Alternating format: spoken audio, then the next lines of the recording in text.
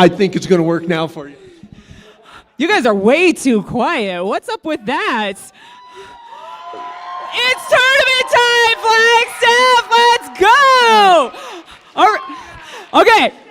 You guys know how this works. Stand up on your feet. FTC, FTC, FTC, FTC.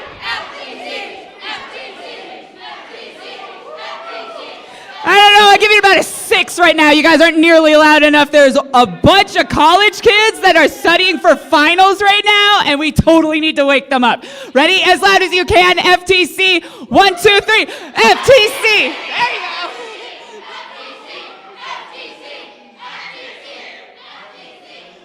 Good morning, everybody, and welcome to the Arizona First Tech Challenge Flagstaff High Country Qualifier. Are you ready? Ready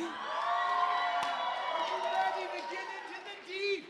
Yeah, I'm excited. This RTC Into the Deep, presented by RTX, part of the first dive season presented by Qualcomm. Well, just remember, folks, FIRST is a global robotics community preparing young people like yourselves for the future. And FIRST engages students to grades pre-K all the way through 12 in the suite of programs. Well, First Tech Challenge started in 2005. Whoa. I bet you that's before a lot of these people were born. And we've grown to more than 8,000 teams in over 55 countries. And it continues this transformative impact of FIRST programs. And you are part of this movement, all of you, in making this possible for the next generation. Thank you. Give yourselves a huge round of applause.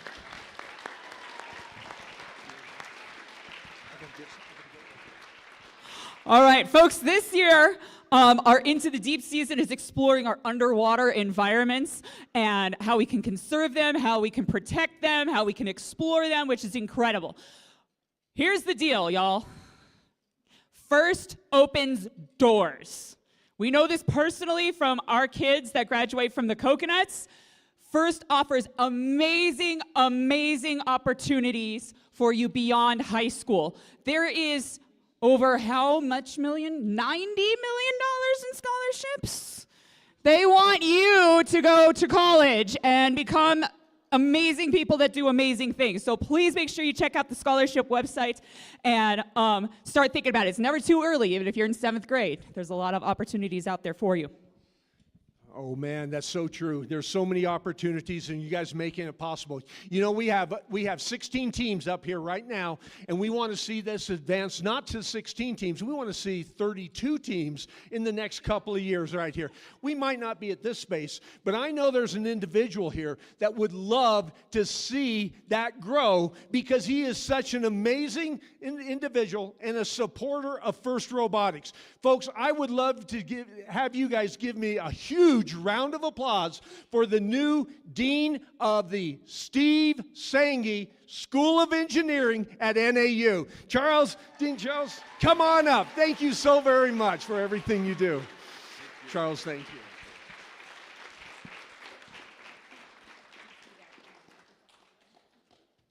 Good morning. Try it again. Good morning. Good morning. It is my great pleasure to formally welcome you all to the robotics competition. I want to thank the parents for their support. As a parent myself, I can say that parenting is often thankless, so I thank you. Did you hear that joke? As a parent myself, parenting is often thankless, so I thank you for being here. I want to thank the NAU robotics faculty and students that are here today in partnership with this event.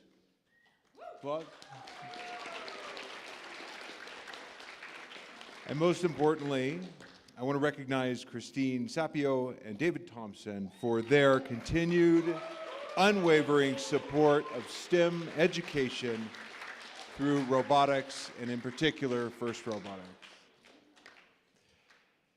As you all prepare for the competition today, what you did not know is that perhaps through FIRST Robotics, you've taken your first steps to developing an engineering mind, to think like an engineer. The application of robotics is problem solving outside of math, right? It's using your hands as an extension of problem solving to make things happen in this competition. And that's what an engineer does. We problem solve for all kinds of areas and all kinds of problems, to address all kinds of problems. The application of robotics aggregates across multiple engineering disciplines. Okay, Steve Sanghi. We are the Steve Sanghi College of Engineering at Northern Arizona University. Steve Sanghi brought FIRST Robotics to Arizona. Steve Sanghi expanded FIRST Robotics across the state, and Steve Sanghi was responsible for bringing this event to our Sky Dome many years ago, and that's where our connection with him started. He's endowed our college with a sizable amount of money. As robotics has grown across Arizona, we're proud to partner with Coconino High School for this event here in Flagstaff and future events in Flagstaff, hopefully again in the Sky Dome on Northern Arizona University campus. We fit 32 teams in the Sky Dome? Have you been to the Sky Dome? How about 300 teams? There you go. So we're here today because I want to echo the message about what a university education can do for you. As you all consider, not if, but where you want to go to college, and if you really like FIRST Robotics and you like robotics in general, we have a program. We have an undergraduate degree program in mechatronics and robotics. You can do this for a living. There are so many opportunities in robotics and mechatronics as we lean into semiconductor workforce, as we lean into technology all across Arizona, and NAU is at the center of that movement with our undergraduate program in mechatronics and robotics. So we as an institution, Northern Arizona University, have a commitment to expanding access. We have so many scholarships, we have so many opportunities, and there is so many jobs and opportunities for you all on the horizon if you choose this path. In closing, I want to thank you for being here. I want to thank you for your engagement. Again, I want to thank the parents for engaging with their kids and being here and showing them this path forward. I wish you all the best in today's competition, and I'd like to bring up a few members of the Coconuts at this time.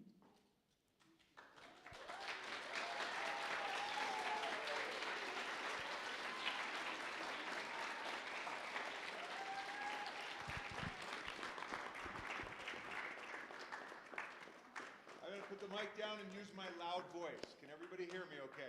Yeah. All right.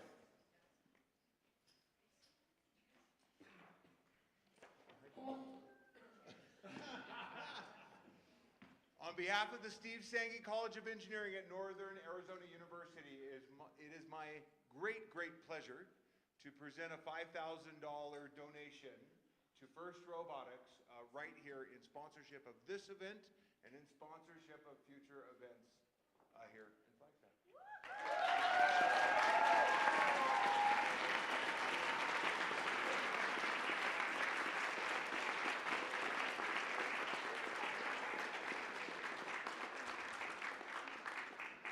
Don't take this check to the bank. We'll figure out. Thank you everybody for being here. I appreciate you, and have a great competition today. Thank you.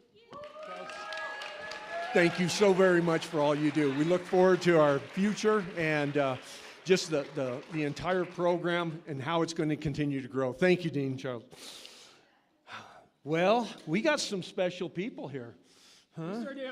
You know, none of this would happen without those individuals. So what I'd like to do is, you know, FIRST is a volunteer organization. Christine and myself have been volunteering over, well, close to 20 years now in making this all happen.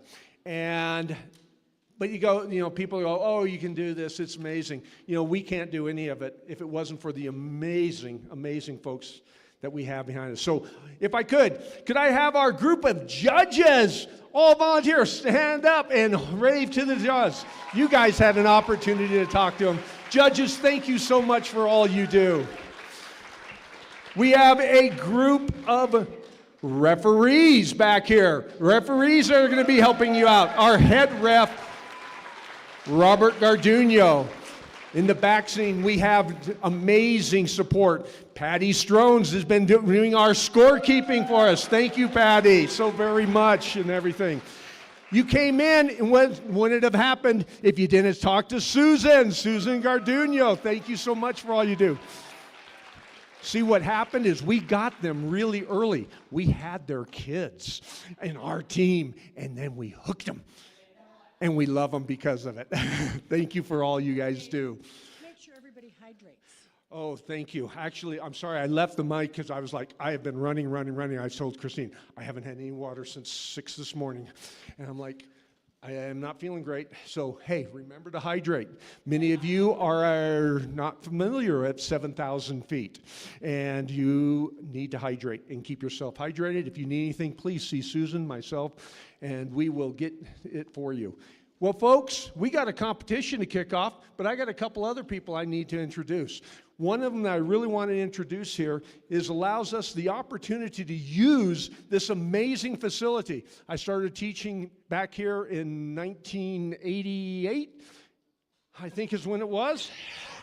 And boy, and then I've taught at NAU for the last 15 years. But I'm going to tell you, this is home and it's always home. And I'd like to introduce a very, very special man that allows us to utilize the facilities, gives 100% of support to the Coconuts, and furthering STEM education. Can you please give a huge round of applause to Superintendent Michael Pensa?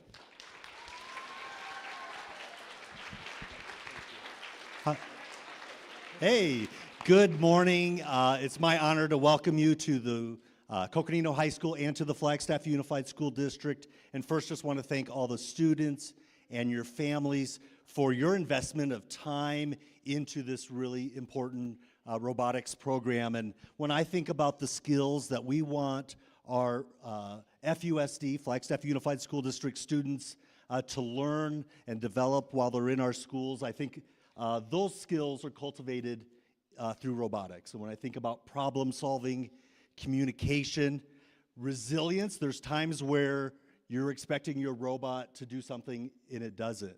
And you have to go back and retool and try again. And then I think about empathy. Sometimes you experience that, some of those low moments, right? And then there's times where you have the high moments, but other teams are having those low moments. And so it's an opportunity to develop that empathy skill. So again, I'm so glad that you have invested your time in this program. We couldn't do it without amazing people. And their energy, I'm still trying to get coffee to get that kind of energy in me. But Dave, Christine, our Coconuts, we're so proud of them. They bring such pride to our district. They're such great representatives for us, really across the country and around the world. They have an outstanding reputation, and so I'm just so proud to have the Coconuts, and it's easy to support a program that has as much success as you have. So thank you for all the work, all the volunteers, judges, everybody who's investing their time today to make this an outstanding program. As you can tell, FUSD, we have just an amazing partner with Northern Arizona University. I'm headed to a basketball game of NAU's a little bit later today, so I'm dressed this way, but so grateful to our collaboration with the college and our new dean and their support for this program. I look forward to just continuing to cultivate our partnership and see just great things come out of it. So thank you for being here today. Have a wonderful Saturday, and good luck. Congratulations to all the teams that we have here today. Thank you. So much, Mike. Thank you. Thank you, Michael. Well, you know what? I think we're done talking because I think we got some robots to watch on the field, don't we? So I need those that are up in match 1 to go ahead, come on up and get your robots turned on. And if everyone else will please stand up, remove your hats, and we're going to go ahead and play the national anthem. Thank you so very much. Oh.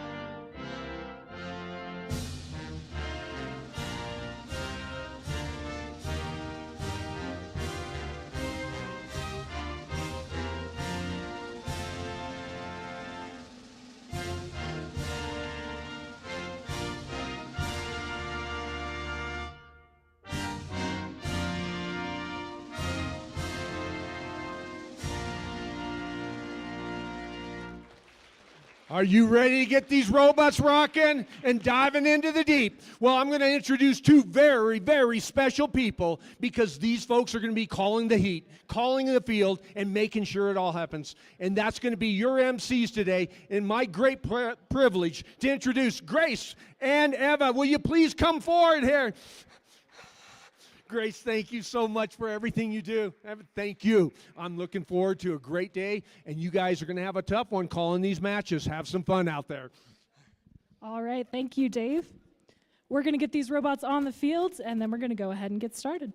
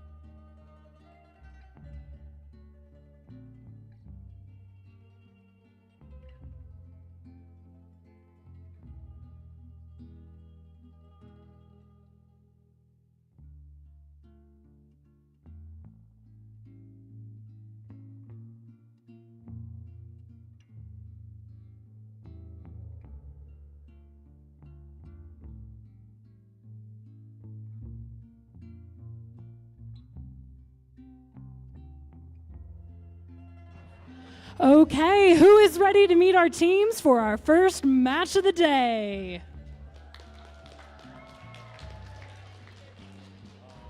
We have 20 qualification matches we're going to get through this morning. We're so excited to see all of our teams here. Let's meet our teams in the first match. Starting off, it's our Red Alliance. We've got 26009 Colts and 14436 Roaring Robotics. And over on the Blue Alliance side, give it up for your 26902 Norse Coders and 26100 Warrior Bots.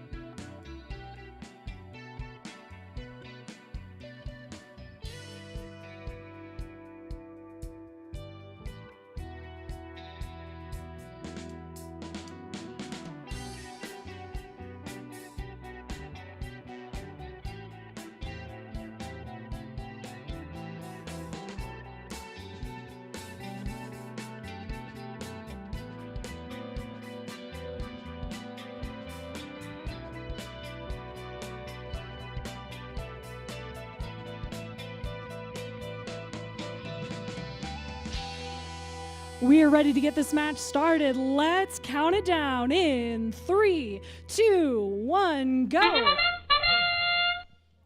We are in the autonomous period. If you look up at the clock, we've got about 30 seconds where robots are working on pre-programmed instructions, receiving credit for parking in that area. Some teams will have an autonomous, some will not, and that's all right. We are still all learning, working. We're going to see improvement over the course of the day from all of these teams here as they test things out on the real field. Drivers, pick up your controllers. 3, 2, 1. Drivers now taking control of their robots, picking up those pre-staged pieces on the field. Blue Alliance going over to the baskets. They're able to score the yellow-colored pieces into those baskets. They are samples, so you'll notice that there's a bunch of black clips over by the human player station. In fact, we see Red Alliance adding one to those blocks. That's creating what we call a specimen. Those specimens can be scored on that metal structure in the middle of the field, the submersible, because we are into the deep here, underwater exploration. In fact, we know more about outer space than we know about Earth's oceans, but these robots are helping us discover that here. We're looking at about 1 minute and 10 seconds left. Red Alliance with the advantage. Blue Alliance using their articulated claw mechanism to pick up one of the samples on the floor. We've got 3D printed grabbers there on the Blue Alliance robot, meaning that they're able to actually contour to the shape of the sample, and they've got it. Carefully lining up with the basket. Trying to do that slam dunk, and it's good. Scored up high for Blue.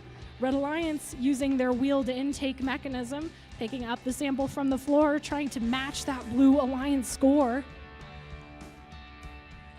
And they score it in that lower basket.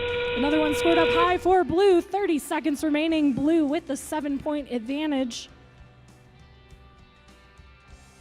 Looks like Red Alliance taking a bit of a rest there on the field. It happens. We have wheels up on Red. That will be points for that Alliance by the end of the match. Blue Alliance is parked as well. If they contact that lower bar, they will also get those points for the first rung. And that is time. We will be right back with your final scores in just a moment.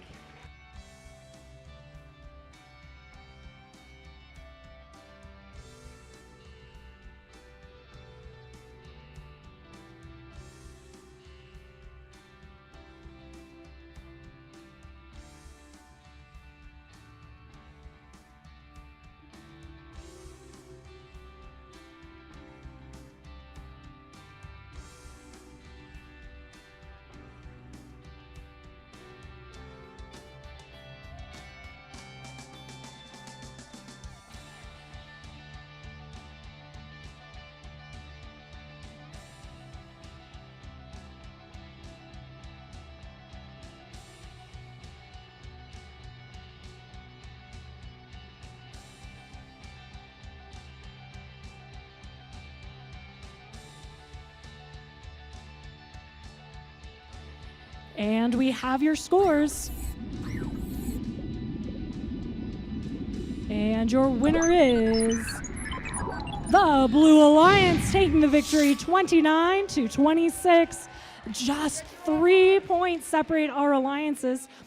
All right, I want to turn your attention up to the screen so you can get a little more information on the game we're playing this year. Let's take a look at the game animation.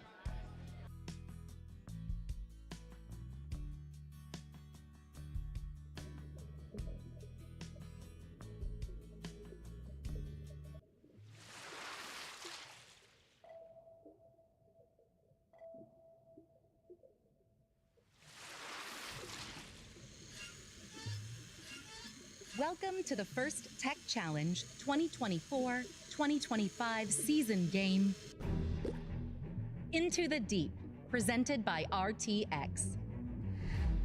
A team consists of up to 2 driver operators, a human player, a coach, and a robot. Each match is played with 4 randomly selected teams, 2 per alliance. But each alliance is allowed 1 human player. Your opponent for one match may be your partner for another. Robots must be built from materials specified in the competition manual and fit within an 18-inch sizing cube. But after the match starts, robots may expand, but may never horizontally exceed a 20 by 42-inch rectangle. The primary scoring element is a plastic sample, 1.5 square by 3.5 long. There are 20 samples for the Red Alliance, 20 for the Blue Alliance, and 40 Yellow Alliance neutral samples. Another game element is the clip. Each alliance has access to 20 clips. Human players may attach clips onto samples to create specimens. The game is played on a 12-foot square playing field with a foam tile floor and 1-foot high walls. A submersible structure is located in the center. Within the submersible are the barriers, low rungs, high rungs, low chambers, and high chambers. In opposite corners are low and high baskets. Below the baskets are the taped-off net zones. On the other corners are taped-off observation zones. On both sides of the submersible are the ascent zones. Near the front and back walls are the taped-off red, blue, and Alliance neutral preset sample zones. April tags are located on the field walls to aid navigation.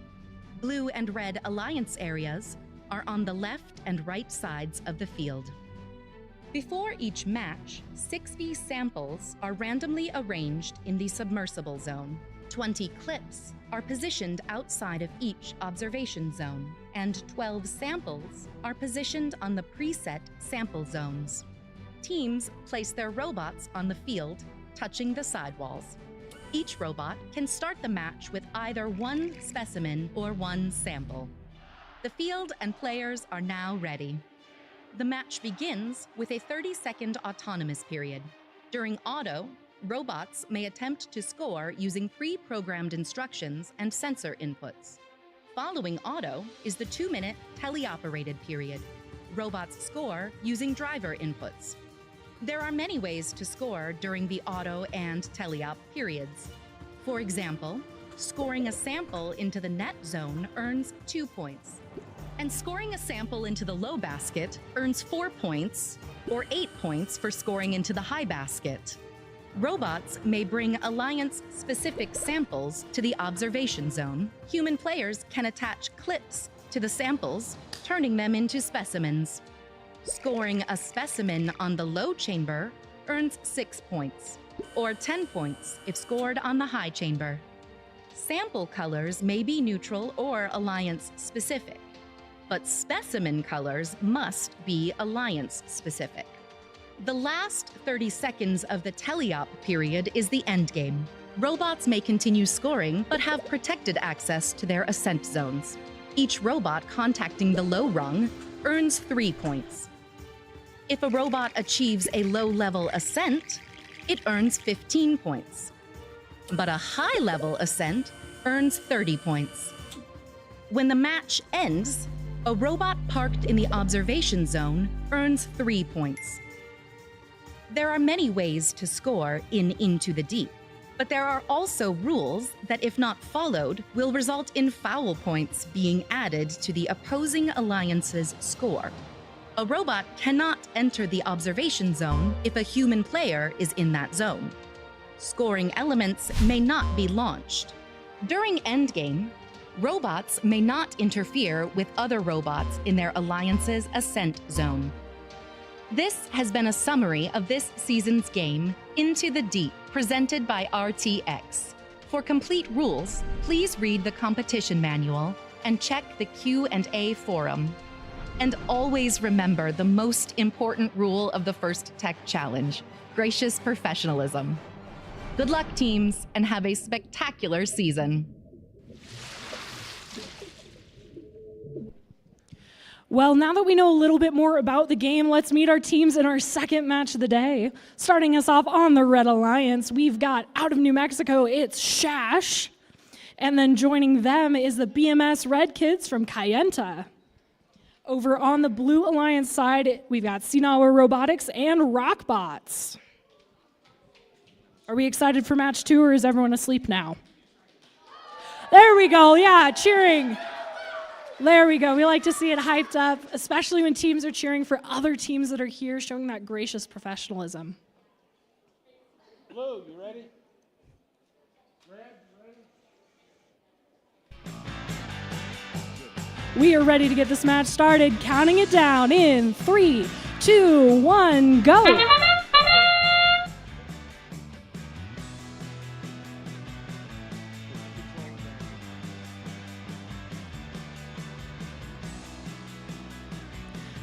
Like we said, we may not see some autonomous routines here. Those can be pretty tricky to program because they have to make sure the robot's placed correctly and has the objectives programmed in as well.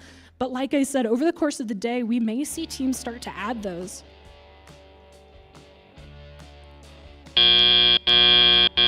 Drivers, pick up your controllers. 3, 2, 1. Drivers now taking control as well. Drivers can take control as well here. We are looking at about 2 minutes left. Over on the Red Alliance, they are picking up samples there.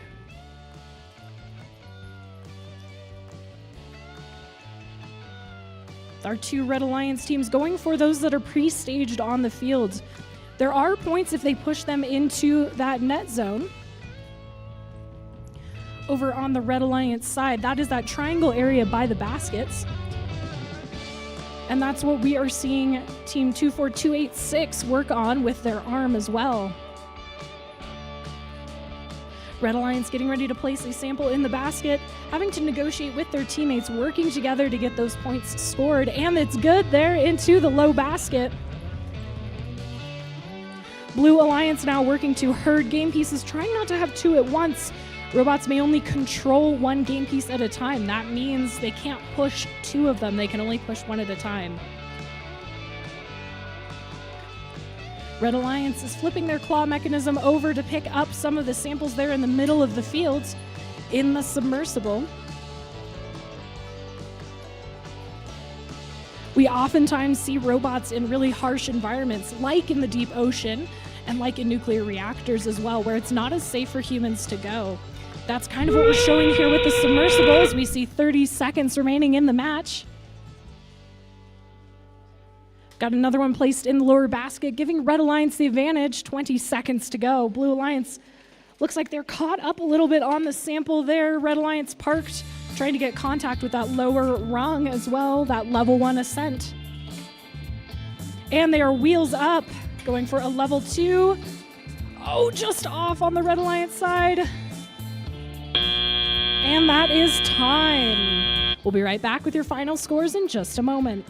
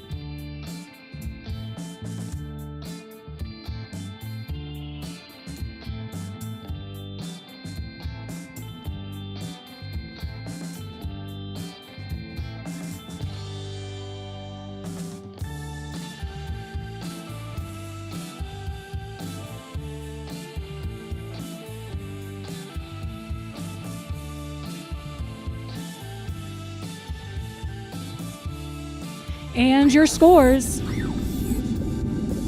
Taking the victory is the Red Alliance. With a score of 26-6, Red Alliance taking the victory. We'll be right back with qualification match number 3.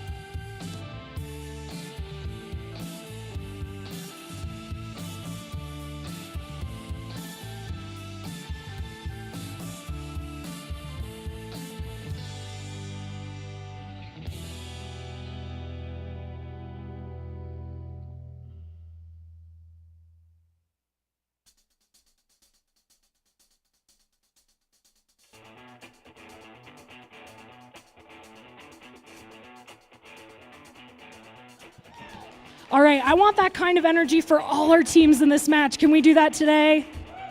There we go. Okay, let's get the energy up. I know we're all tired. Some of us had a long drive yesterday or today.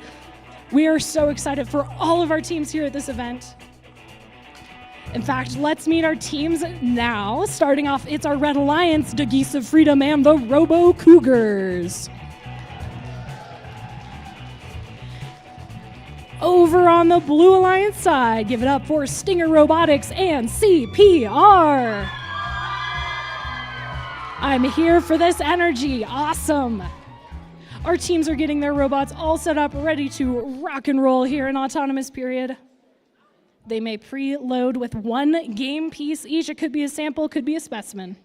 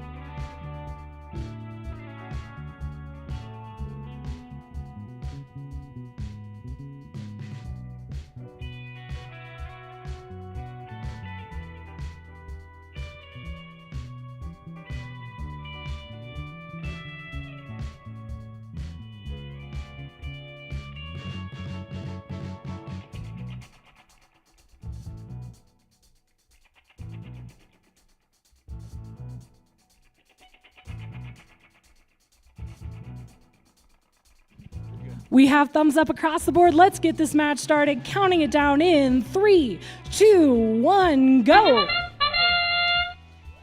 Our robots now autonomously program. Both alliances moving here with, we have Parks in that observation zone there on the corners.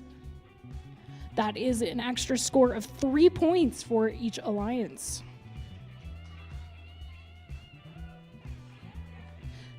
And now we're going to take a little bit of a rest. Robots resting, getting ready for the tele-op push here in just a few seconds. Drivers, pick up your controllers. 3, 2, 1. Now robots are moving forward here, starting to pick up those pieces available on the fields. We see both blue and red herding the different samples into the net zone. The net zone is that triangle area underneath the basket.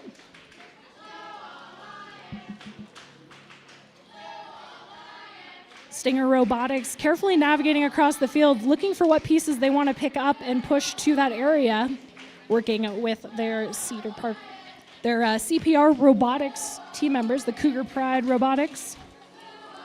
We have 4 pieces so far in that net zone on blue. Red Alliance taking a little bit of a rest there on the field. They hit the wall pretty hard when auto ended. Red Alliance trying to help them out with that score.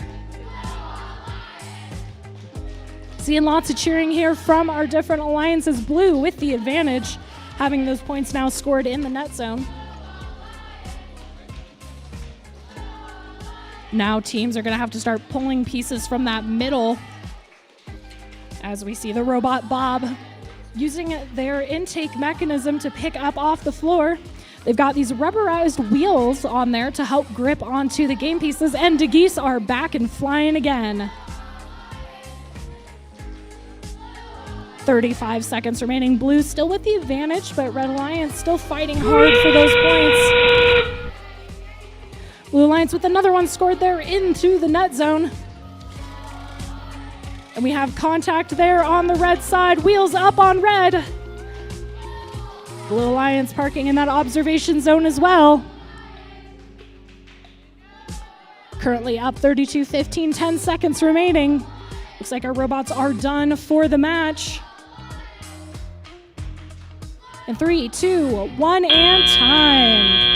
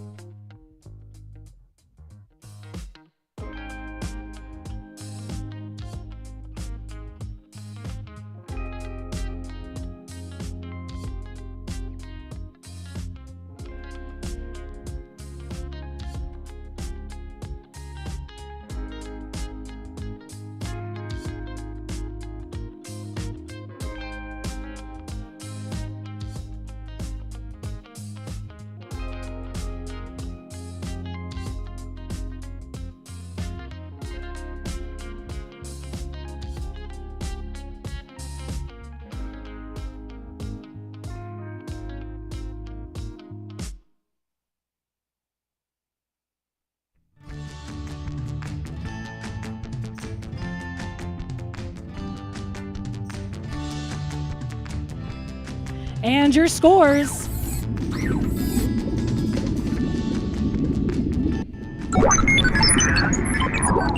Your winner is the Blue Alliance with a score of 35-30. Foul points making the difference for Blue on that one. We'll be right back with qualification number 4. I want everyone here to give a warm welcome to our other MC, Eva.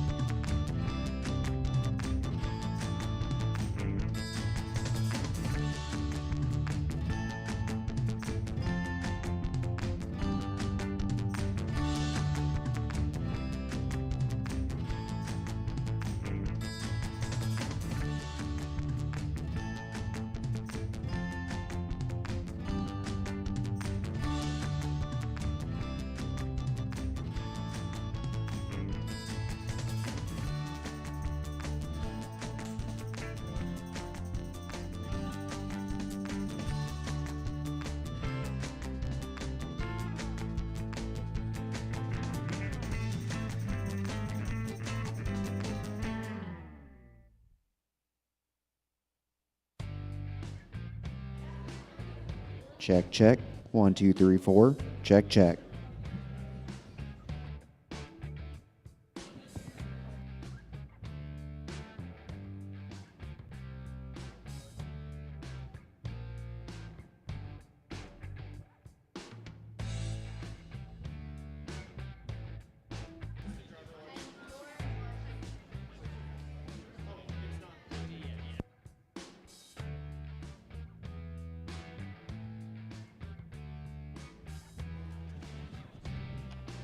All right, let's go ahead and meet our teams for qualification match number 4. Starting us off on the Red Alliance is 26-664 Yeti Machina from Flagstaff, Arizona. Joining them in their red 2 position, it's 16817 Rocky-san Tech.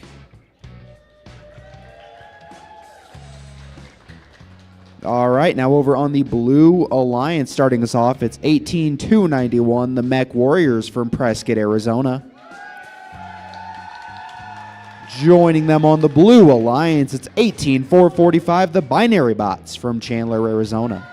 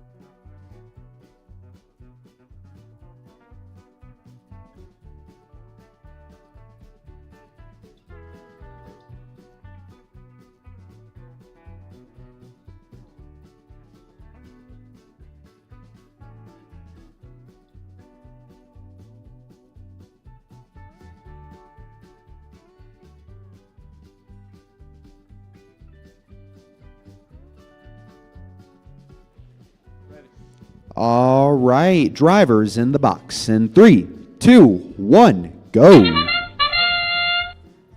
We're seeing another relatively quiet auto period, but we've got one apiece moving.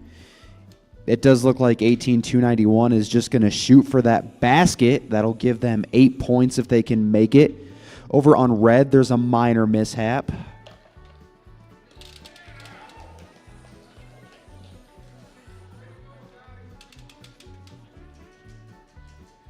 Now things have pretty much come to the rest, and your score is 8-0. Drivers, pick up your controllers.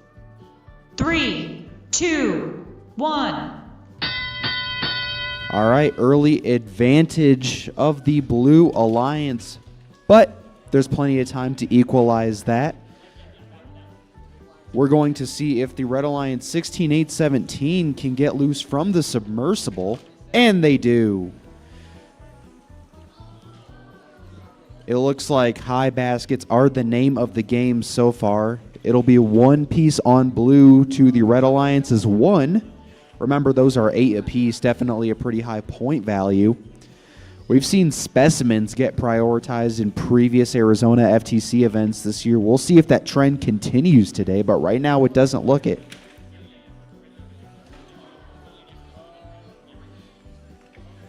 All right, now we're over on the Blue Alliance. 18-4-45, the binary bots lining up behind their alliance partners. They're prioritizing the net zone. Again, filling that utility role. We see teams be successful with that early in the season. The Red Alliance changing tack a bit, aiming for the 4 apiece in that bottom basket.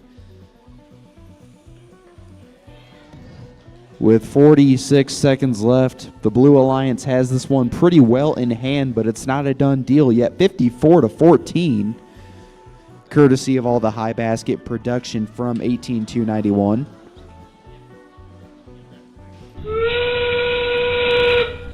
All right, the horn you just heard signals the end game. These teams are going to either attempt to climb or park to get a final few points.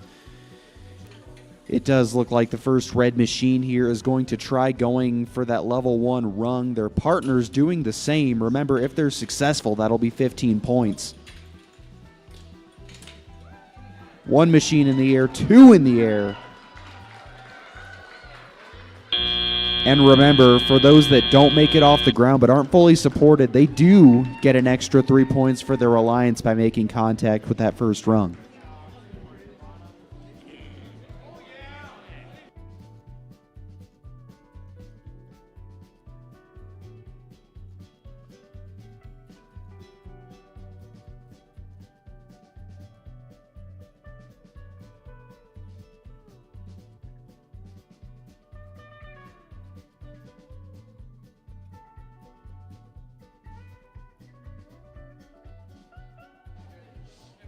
It looks like we have our scores ready. And after a fairly lengthy animation, it's the Blue Alliance. They're going to walk away with the 82-40 in those 2 ranking points. That'll move their alliance team members up into first and second, respectively. But remember, the dust hasn't even settled yet. There is a lot of time for that to change. Now let's get ready for the next match.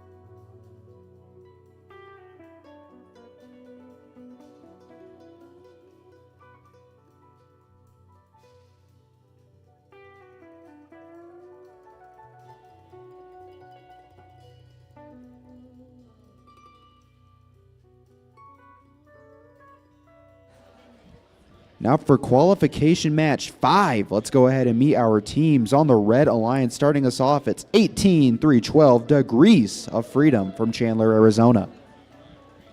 Joining them on red is 9743 Stinger Robotics from Phoenix, Arizona. Over on the Blue Alliance, let's give a warm welcome to 26902 the Norse Coders from Williams, Arizona. And rounding out this group of 4, it's 7613 Sinagua Robotics from Flagstaff, Arizona.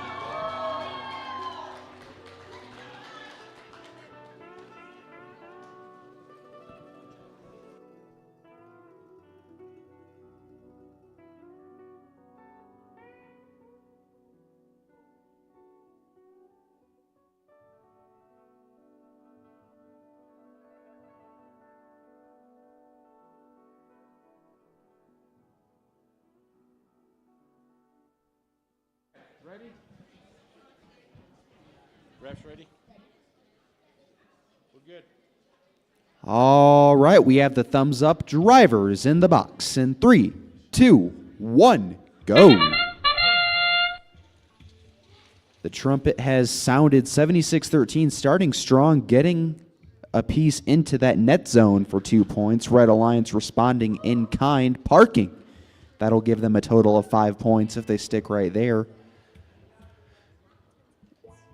It's still fairly quiet early on. A lot of these teams have things in the works that won't be ready until later in the day. That's kind of the nature of the competition. Drivers, pick up your controllers. 3, 2, 1. All right, for the remainder of the match, the students are going to be in control of the robots for those who are just tuning in. Over on the Red Alliance, you're going to see one of their machines, 18312, working to get pieces into that net zone. However, they're in a dangerous spot there. They can't corral more than one at once. That will be a foul. They've got to be careful to avoid that. Meanwhile, on the Blue Alliance, 7613 stuck in a power play scenario here and working to overcome it. They're going to go ahead. They get their second game piece in that net zone for a total of 4. We're seeing a few push bots on the ground here. You will notice that 9743 Stinger Robotics already on their second play of the day with only 18 teams available at this event. Turnouts are going to be rapid. Turnarounds are going to be rapid, excuse me. And each of these teams is going to have to adjust in their own way. And it looks like they're doing that well right now.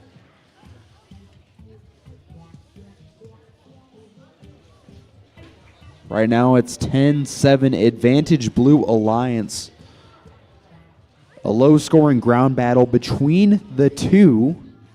The solo group here, 7613, still has a 3-point advantage. They're going to work to hold on to it. All right, it's in the end game. These teams are all going to look to get one final word in before the match ends. It does look like Sinagua Robotics is going to try hitting that first rung. Meanwhile, on red, it is a similar story. It looks like one per are going to go for touching that first rung. That'll give them 3 points apiece.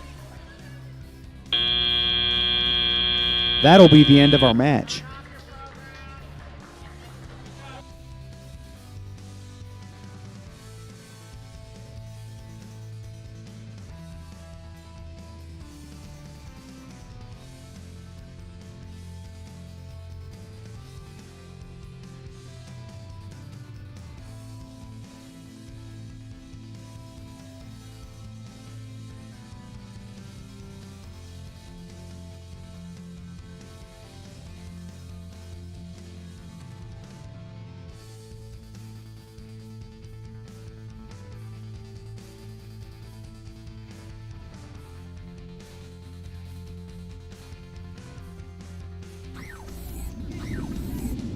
We have our scores ready for you here in just a second. And it's the Blue Alliance overcoming that 2v1 power play to come out on top, 15-12. That final contact in the end game that got them 3 extra points ended up being what did it. That'll move their alliance members into fairly high positions early on as they walk away with the 2 ranking points.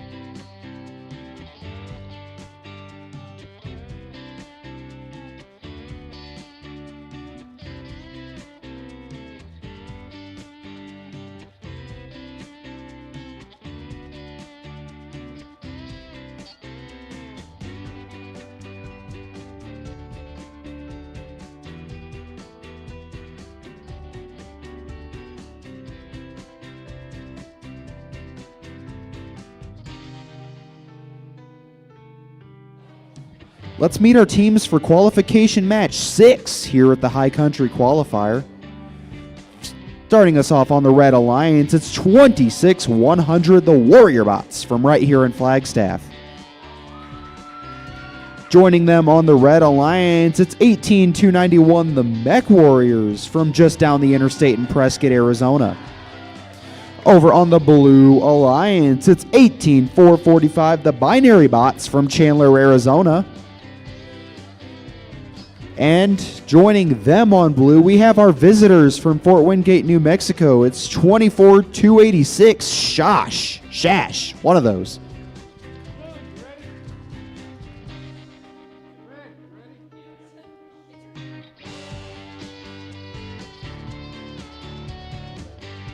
All right, drivers in the box in 3, 2, 1, go. It looks like as far as auto is concerned, the Mech Warriors are going to go ahead, grab one that use their preload, attempt to score it for 8 points in the high basket. Something interesting to know, auto points are not worth more than teleop in that basket. However, it's the early advantage. And the time advantage is the motivator for why these teams still go for it. That'll be 8 points. Drivers, pick up your controllers. 3, 2, 1. All right.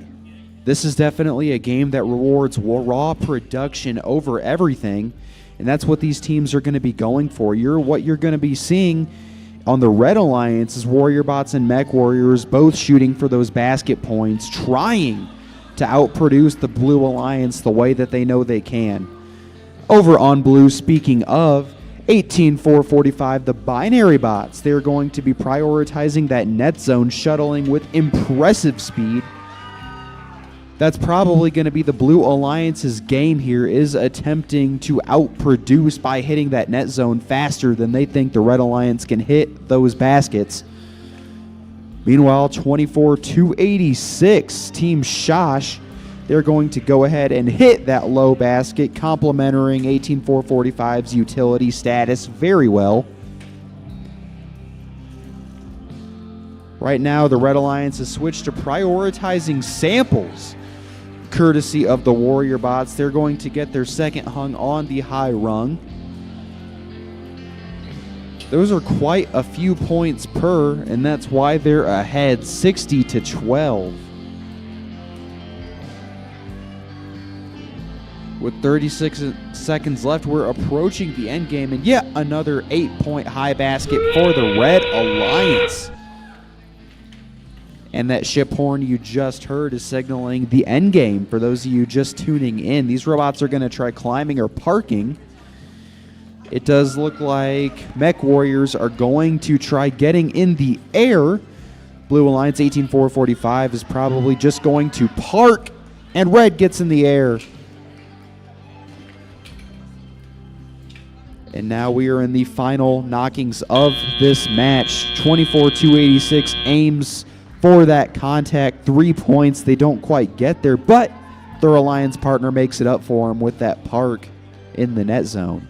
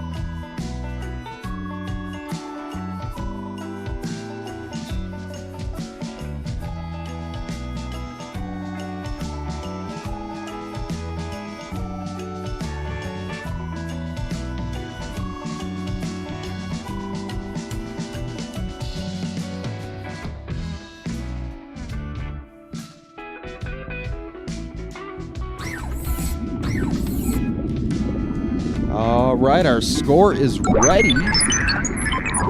It's the Red Alliance with the event high score after 6 matches heading into the break, 93-30. Early on, that'll move the Mech Warriors into the number 1 spot via the auto points tiebreaker. Warrior Bots not far behind, rising up to number 2 after a couple of plays. Now, if I'm not mistaken, we're going to go into a 15-minute morning break, and then we'll be back with you with more robots.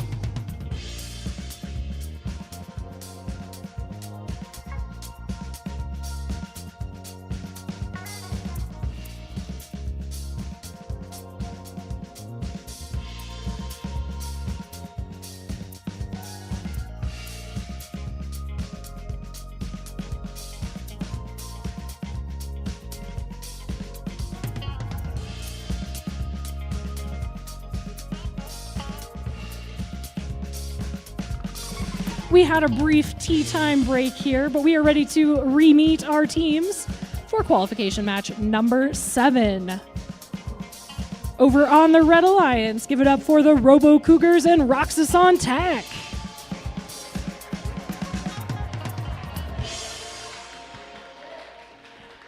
And over on the Blue Alliance side, it's the BMS Res Kids and Colts. I'm here for the cheering. Thank you all. Let's keep up this energy today.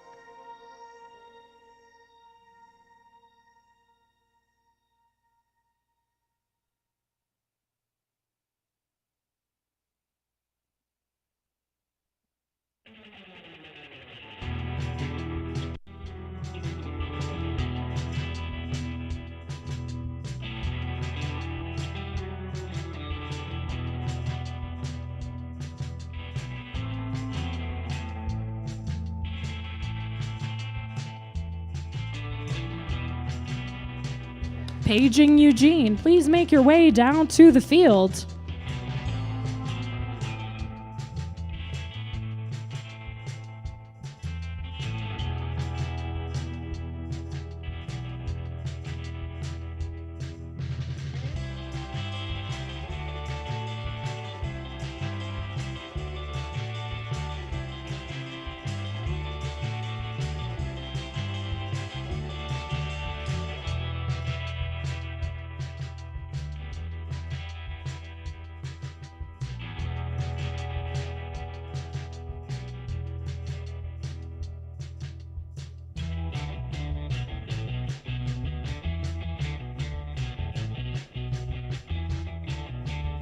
Refs ready? Ready, Eugene? Yeah. Sure? Yeah. We're ready. Eugene is ready. Let's count down this match in 3, 2, 1, go. We have Autonomous rolling on both of our Red Alliance robots with a park there and a hook of a specimen onto that upper rung. Excellent work to the Roxas on team. That is going to be a good haul of points moving towards that teleop round. Still 10 seconds left of auto.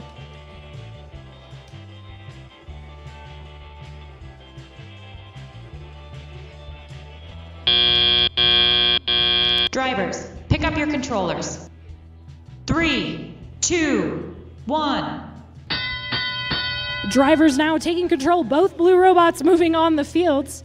Seeing that intake, the wheeled intake mechanism there from our Colts team on blue, picking up one of those available samples on the field and navigating carefully towards the Blue Alliance baskets, trying to outtake it out of that ramp. We have a couple very similar mechanisms where there is a rigid plate at the bottom and then a what we call compliant wheel on top to help grip onto that plastic game piece as well. Red Alliance carefully lining up, placing another one there on the upper rung. The robot has its angry eyes out and ready to go. Blue Alliance now picking up a piece there from their human player station. It is successfully intaked into their robot. It has a hook applied. They're going to try to slam dunk it onto that upper rung. Carefully lining up. Oh, just off by a fingernail there as another sample scored for Red Alliance into the lower basket, helping to increase their lead 49-12 with about a minute left. Oh, just shy on Red Alliance. Blue Alliance now picking up pieces from the middle spot. Another advantage of that compliant roller system, they can control a little bit how many pieces they intake. As a reminder, robots are only allowed to hold one of those pieces at a time, so they have to be careful that their intakes don't allow them to pick up multiple. That is your 30-second warning. We are now in the end game period. Oh, Red Alliance just shy with one of those samples. Now going for that climb. Blue Alliance trying to hook on the specimen as well. And we are wheels up on blue, keeping their seats upright. Their tray tables are locked. We are ready for takeoff on the Blue Alliance. 5 seconds remaining with climbs on blue. Red, will we get a final wheel up? Just shy on the Red Alliance. What an exciting match. We'll be back with your final scores.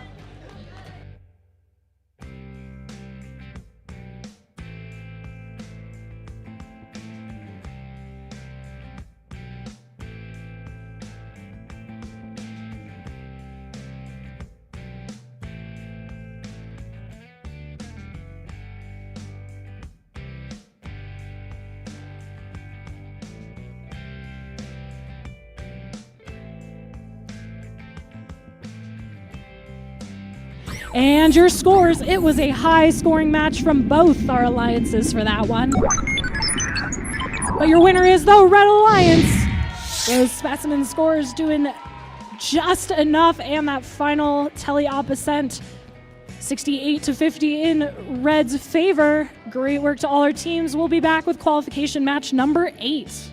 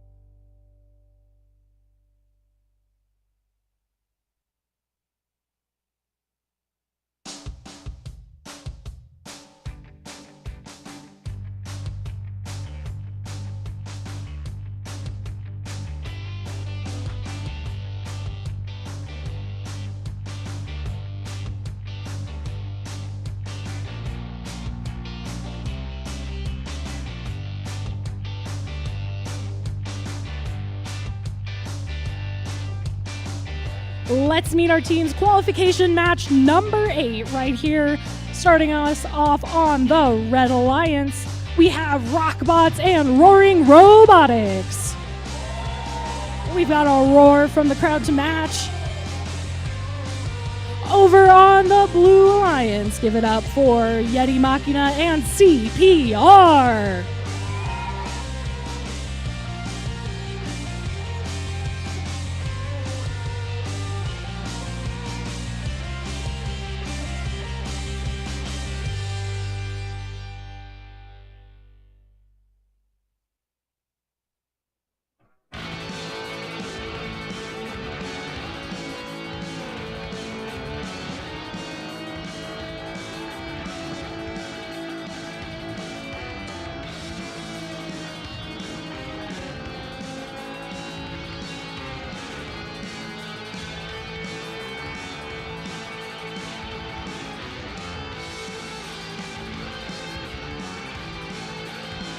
We are ready to dive into this next match. Let's count it down in 3, 2, 1, go! We've got an autonomous there on red with a park in the observation zone. 3 points for that park there. The rest of our robots not running an auto yet in this match, but they are set, ready to go once we hear that buzzer.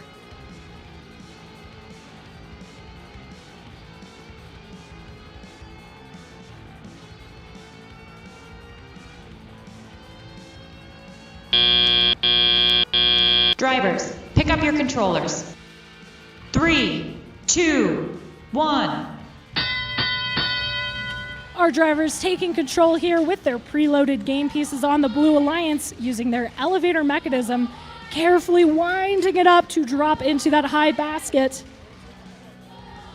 Uh-oh, looks like a controller part may have come unplugged on the electrical system of that Blue Alliance robot. But they still have a game piece in their possession, meaning that they can't pick up another one until they get rid of it. Hopefully they are able to clear that out of their robot. They're trying to use percussive maintenance. They're close, but those grippy rollers holding on for that robot. Over on the Blue Alliance side, 14436 with their cascading elevator. Carefully picking up a specimen off the wall. That is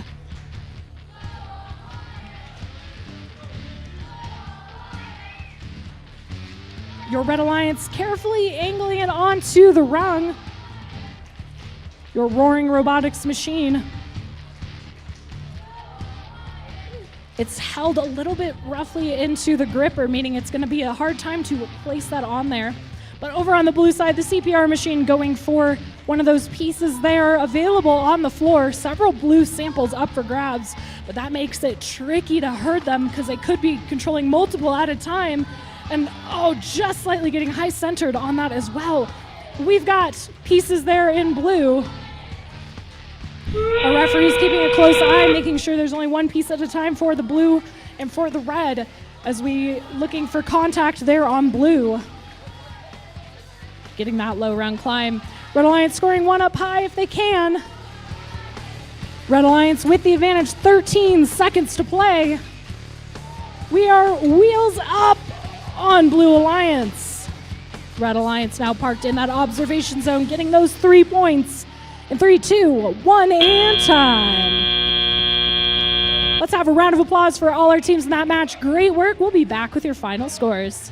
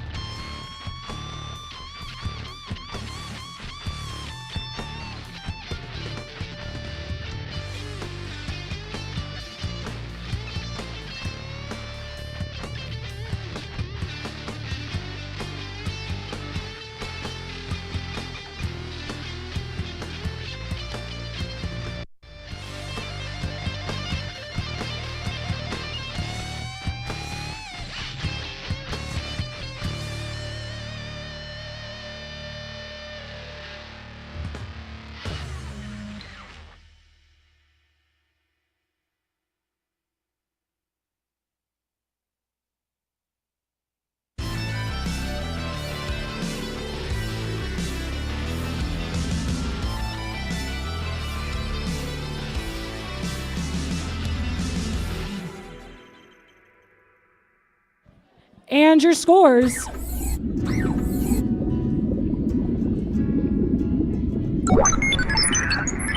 The Blue Alliance taking the victory, a score of 32-21. Bumps one of your blue teams up into the number 11 spot. We'll see you in qualification match 9 here in just a moment.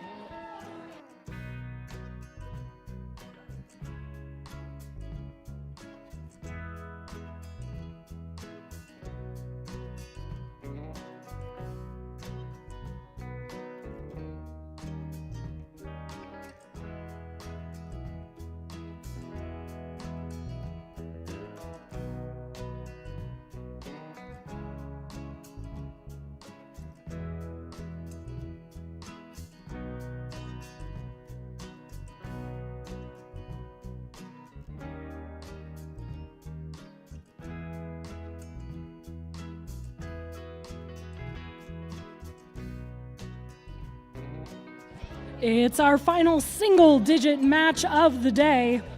Let's meet our teams, starting with the Red Alliance. It's Sinawa Robotics and the Robo Cougars. Let's hear that level of cheering for our Blue Alliance with Roxas Tech and the Warrior Bots.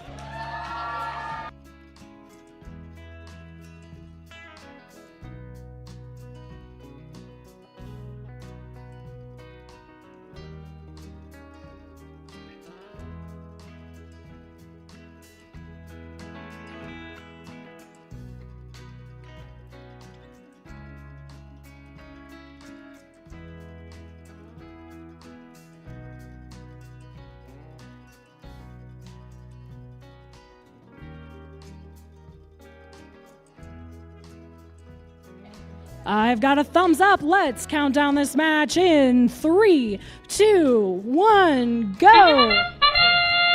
We have Autonomous 1, 2 on red, 1 on blue, lining up just shy of placing that specimen up onto the upper rung on blue, but Red Alliance parked in the observation zone.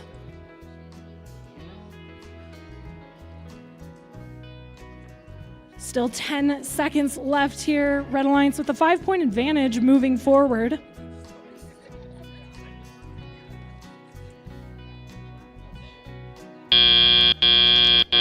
Drivers, pick up your controllers. 3, 2, 1. And now we are ready to rock and roll here on the field. All robots moving, all drivers in control. Ready for a slam dunk up into the upper basket, and it is good on blue. 2 scored there into the net zone on red. It's awesome to see Sinawa moving here on the field, carefully herding a piece towards their zone.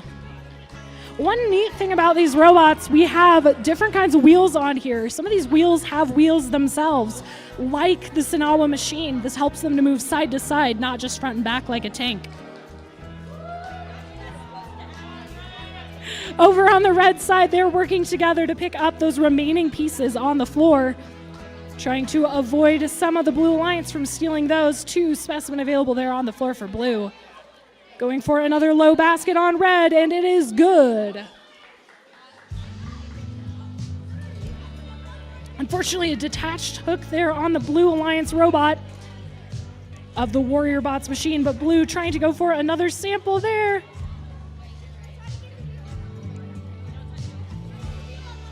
Putting another sample, herding it into the net zone. Red Alliance with another in the lower basket. 40 seconds remaining, 1 point separating our teams.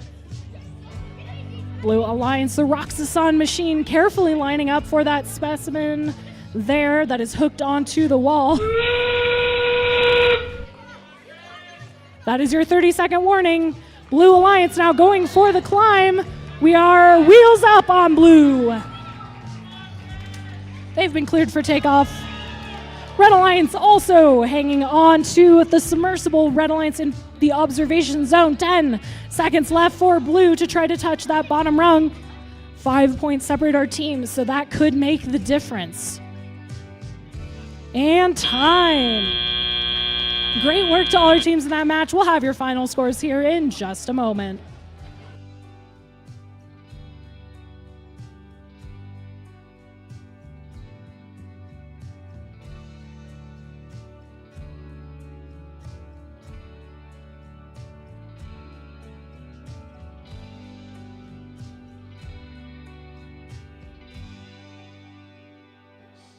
And like that, you've got your scores from qualification match number 9. Your winner is the Red Alliance in a tight match, 43-38.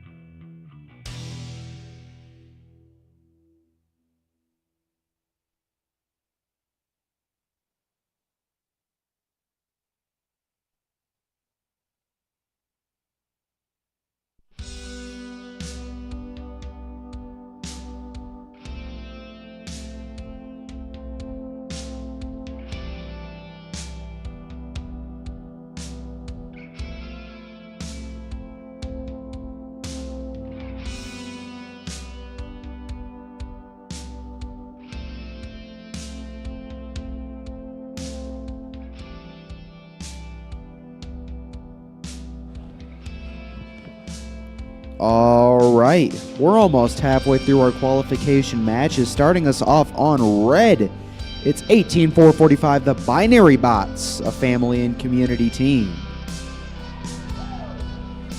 All right, now joining them, 23-942, the BMS Res Kids from Kayenta, Arizona. Over on the Blue Alliance, we have 14-436 Roaring Robotics from Kingman, Arizona. Wrapping up this group, we have 18-312 the Geese of Freedom from Chandler, Arizona.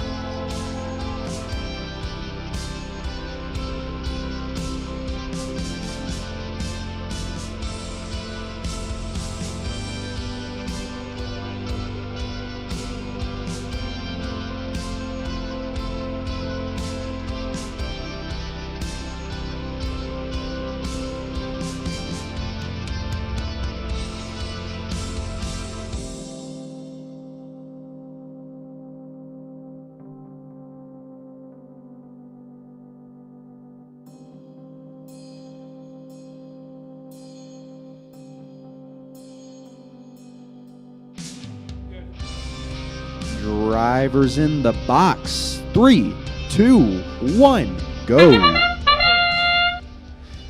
Seeing some action in auto here. 14-436. They're going to go over and park in their observation zone. That'll get them 3 points.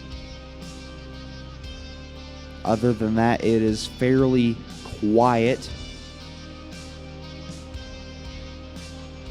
How's everyone doing? I feel like today's gone by pretty quick. Happens when you're having fun. Drivers, pick up your controllers. 3, 2, 1. All right, we're going to be seeing a little more action here now that the students are in control. It'll be 3-0 Blue Alliance, courtesy of that park by Roaring Robotics. It does look like the Res kids are unfortunately struggling at the moment, but they've got plenty of time to get that figured out. Now let's visit with our Red Alliance. This is a fairly well-balanced group. You have one utility bot taking care of the net zone, hitting 2 points per. Meanwhile, 23942 is going to go ahead and start hitting that basket, 4 points apiece. It does look like a similar strategy is being played by the Blue Alliance. Roaring Robotics is going to keep hitting that mid basket, taking those high percentage 4-point looks. Now it's still 15 to 10. Anyone's ball game, or sample game, I should say. 50 seconds left, and Red Alliance going to pull ahead, courtesy of that sample that was just scored by the Red Alliance.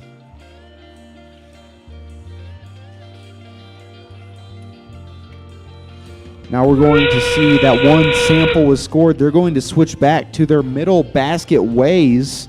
Now that they're ahead, they're just going to try keeping in lockstep with the Blue Alliance to secure this one. Early on, it looks like the BMS Res Kids are going to be getting in the air, along with the binary bots joining them, trying to touch on and try climbing. And we've got one machine in the air. It does look like 14436 is going to go ahead and pick up 3 points over there in their observation zone. That'll be the end of the match.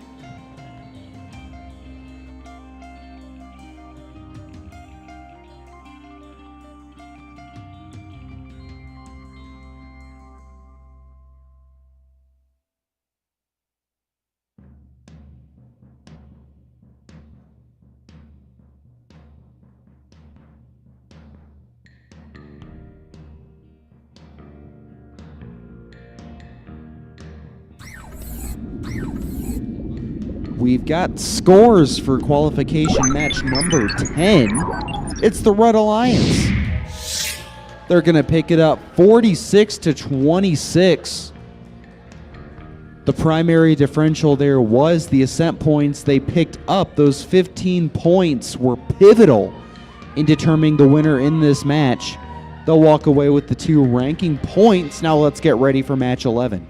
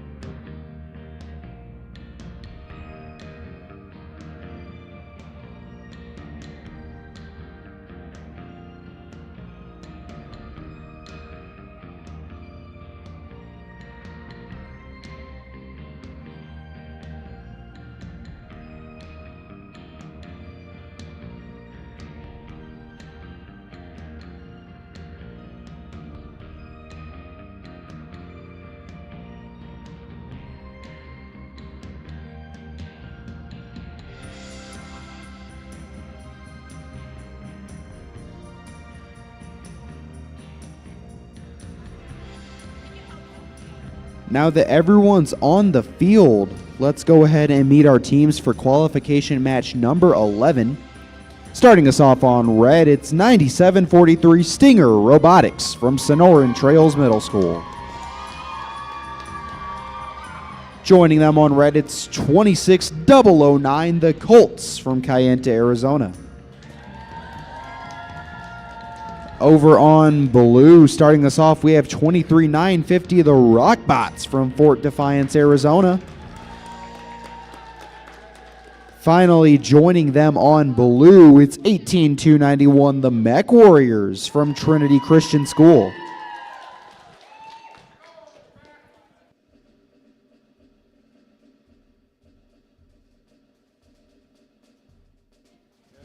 We're good. All right, we have the thumbs up from the ref. Drivers in the box. 3, 2, 1, go. All right, 2 machines in motion, 1 apiece. 97-43 going to go ahead and pick up those 3 points for the Red Alliance.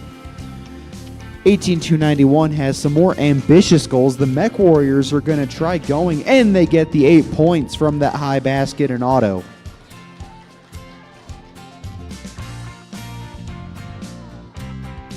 We come to rest. Drivers, pick up your controllers. 3, 2, 1. Now with the drivers in control, we're going to see 23-950 playing more of a utility role, the push bot role, for their Blue Alliance counterparts who are hitting that high basket.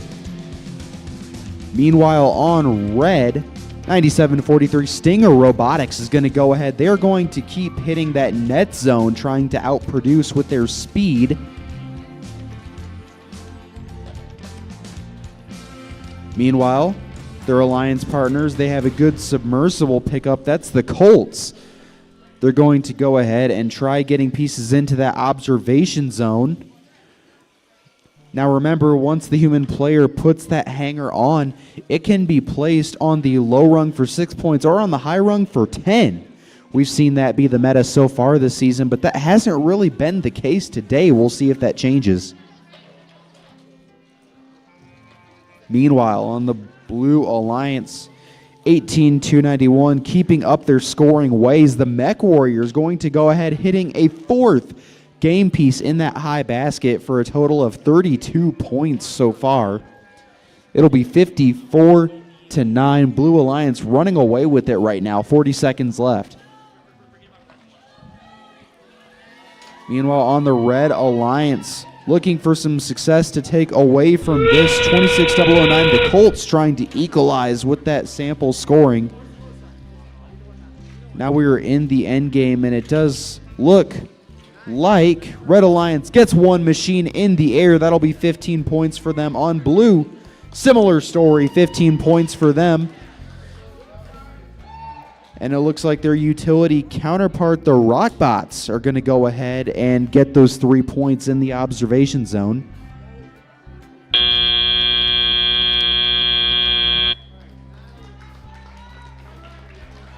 All right, that will be the end of our match. The officials are going to discuss the score, and we'll come right back at you with those scores.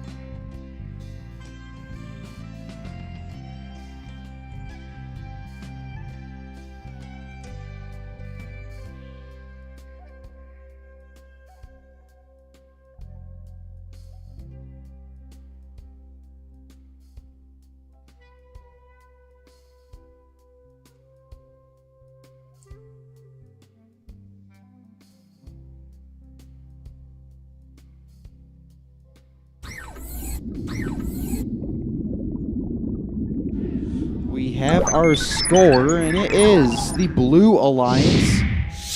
They're going to come away with it 92-24, 1 point away from eclipsing the previous high score that was set earlier.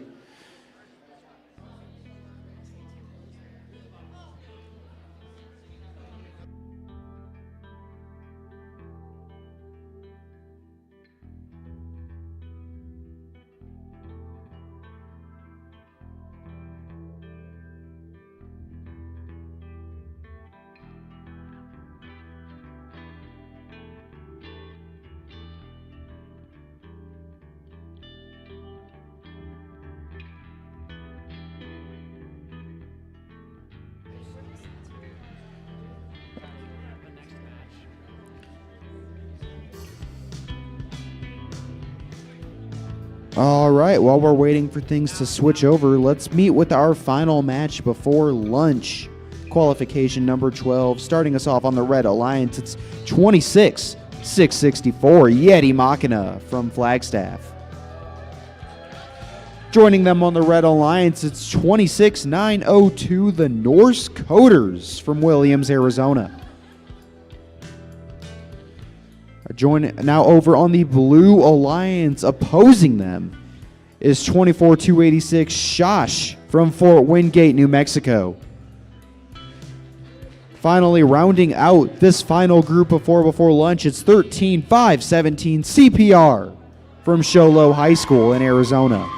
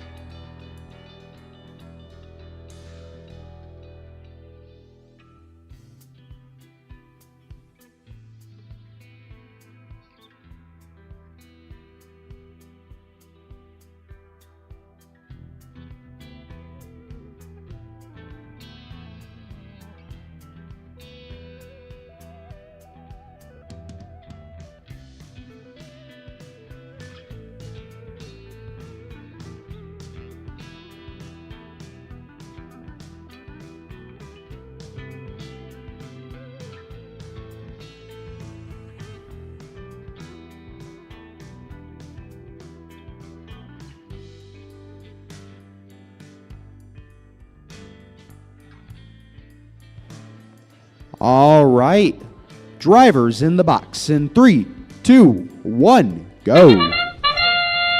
It's again final match before lunch. We are seeing some autonomous action. 26-902 corralling a game piece. Over on blue, similar story. 24-286 getting a colored piece into the net zone for 2 points.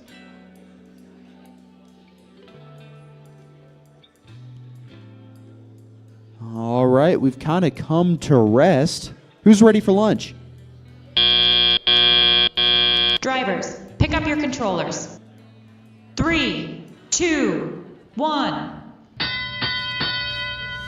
Now we're in the driver-operated period for the remaining 2 minutes of the match.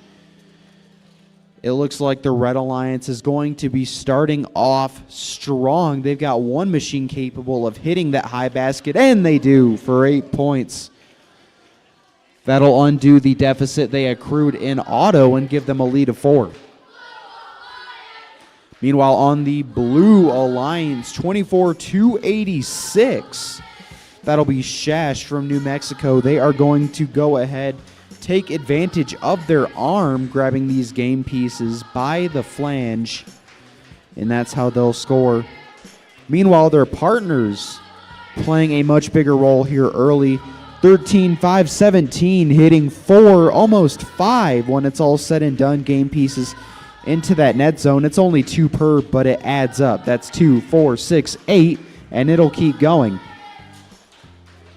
Meanwhile, on red, 26-902, the Norse Coders adopting a similar strategy, but they've got to be careful to not corral more than one game piece at once. Remember, that's a foul.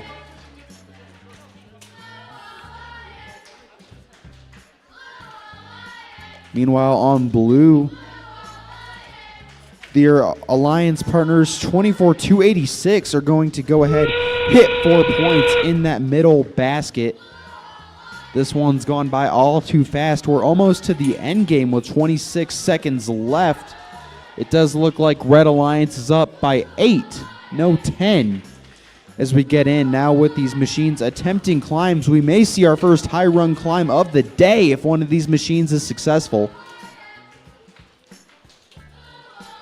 With 5 seconds left, they've got to get it done, and that will be the buzzer. Nobody quite gets in the air, but we do have a couple of tier 1 points. Remember, those are 3 per for wherever the ref counts it.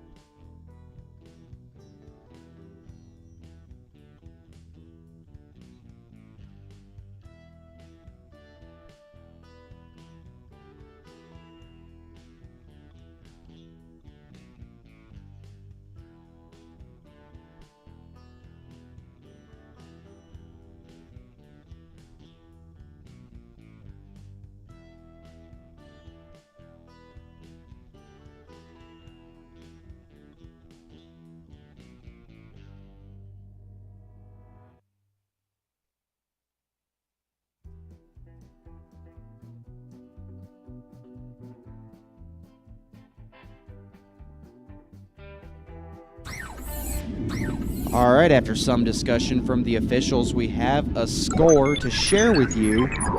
It's the Blue Alliance. The main differentiator here was unfortunately foul points, but Blue walks away with the win, and that keeps 13-5-17 in a picking position at number 2. Remember, now that we're over halfway through quals, that starts to matter a little more. Now, we're going to take a break for lunch, and we will see you all at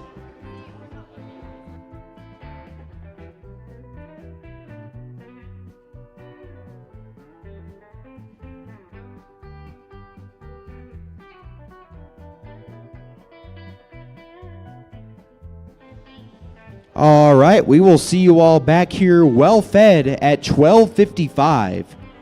Repeat, matches will be resuming at 12:55 p.m.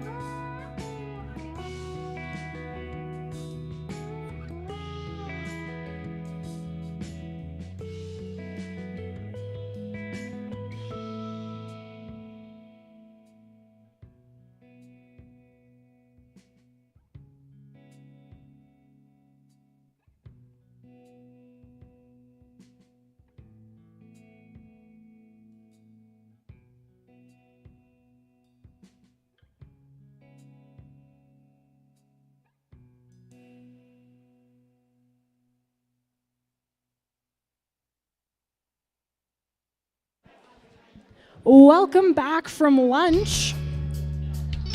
Let's meet our teams in our next qualification match, number 13. Starting us off on the Red Alliance, it's the Warrior Bots and the Rock Bots.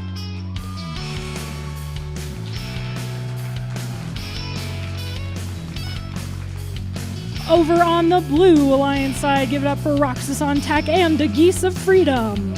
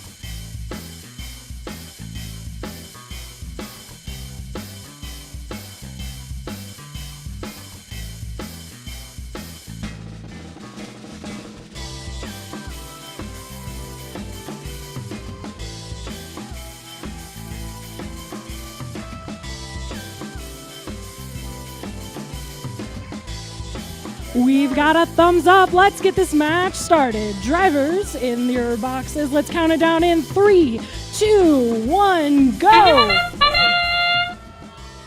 Welcome to Autonomous, just off course on the Blue Alliance side, trying to hang up a specimen there. Red Alliance taking a little bit of a rest here. We're all ready for our after lunch nap, I think, here on the field. Apparently our head ref is too. This is his words, not mine. But the angry eyes, they are ready to go.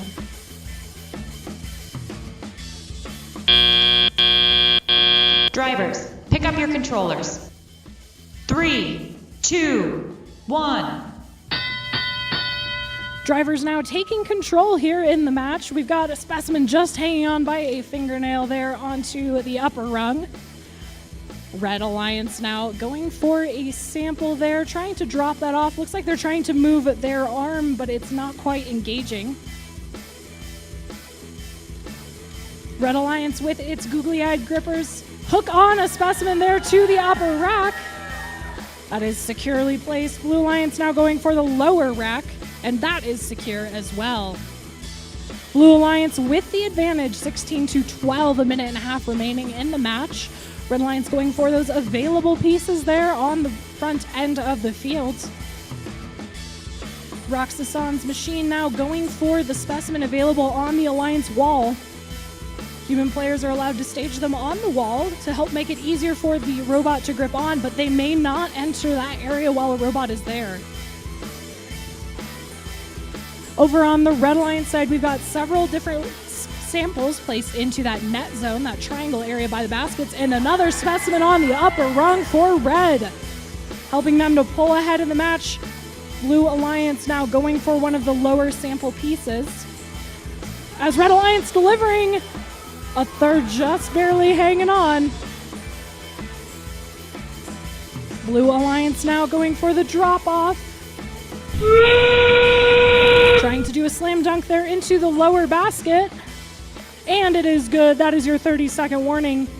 Those triangle zones by the submersible in the middle are now protected for robots to climb. We see Roxason grabbing onto that lower bar. Trying to do a chin up there. Red Alliance doing the same. Almost wheels up on blue. Trying to get wheels up on red in 3, 2, 1, and time.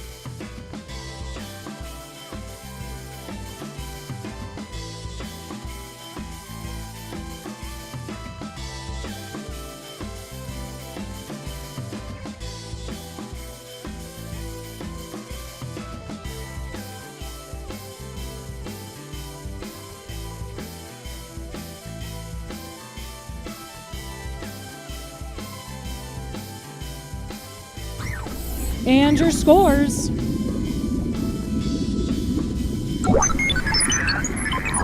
Red Alliance with the victory in match number 13, 60-25. All right, we have an important announcement for all of our wonderful audience members. Please pull out your phones and make sure you are not using a hotspot. I know we have homework to do, we have YouTube videos to watch, but here is not the place. Any hotspot that's on will interfere with our robot's connectivity. So please make sure you are not using a hotspot. If we find that you are, we will find you and we will have you turn it off. And it could actually actively harm your team. So please make sure no hotspots are on. Let's leave the Wi-Fi to the robots as well.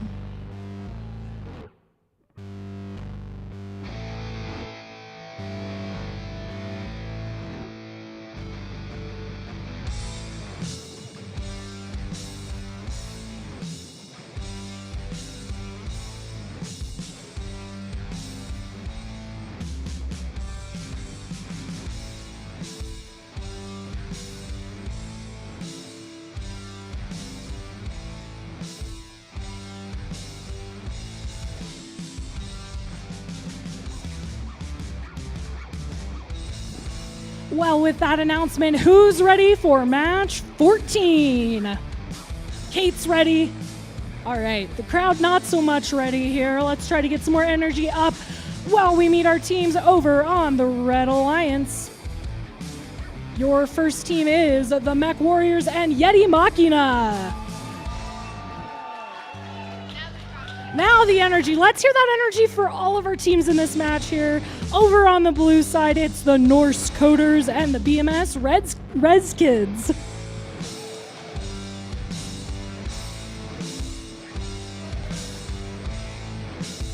I know we're all excited to see our teams win and do well here, but it is a victory just being here right now, as much as it may not feel like it sometimes.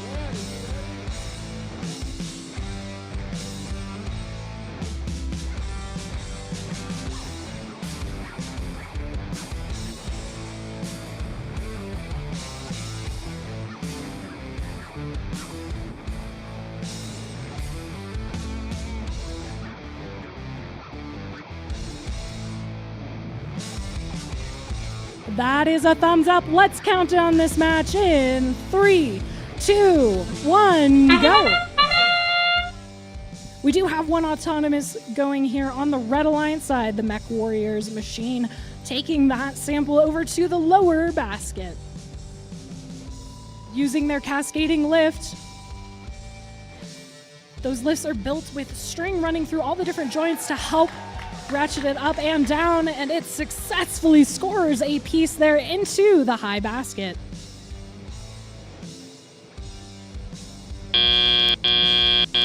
Drivers, pick up your controllers. 3, 2, 1. Like the announcement just said, drivers taking control here. Red Alliance now going for those pieces in the middle. Their gripper mechanism has surgical tubing. It's a really big rubber band that helps them be able to pull that arm up into their robot. Over on the Blue Alliance side, Team 26902, the Norse Coders, looking to herd a piece over to the net zone, having already put one in that zone. Their alliance members, the KN2 team, the Res Kids, going for another sample there on the Blue Alliance side. Another one scored up high for the Red Alliance. Just shy, but placing it into the net zone as well. They are taking advantage of those pieces available in the middle of the field. That means that Blue Alliance will have a little bit of a harder time defending since they are not taking the easily available ones on the sides. Less than a minute remain, Red with the advantage with those high basket scores, but Blue Alliance trying to answer back with a specimen score of their own. Just barely off the hook on that specimen. They're gonna try again here, getting a little caught up on that rung, but realigning. Over on the Red side, scoring another one up high into the basket. 30 seconds remain, that is your climbing warning. Or at least getting those parking points, which Blue Alliance looks like they are running to do. Red Alliance trying to hook onto one of the rungs. Using their grappling hook mechanism is Blue. We are wheels up on Blue and Red. Two robots in the air on Red. What a great match there from our teams. And that is time.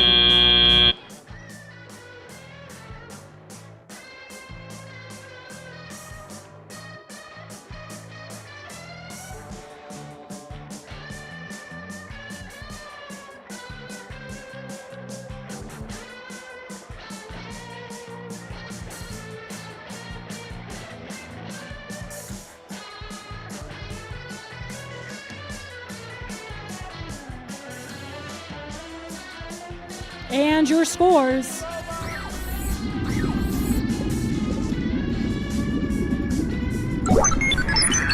Your winner is the Red Alliance with a score of 88-28.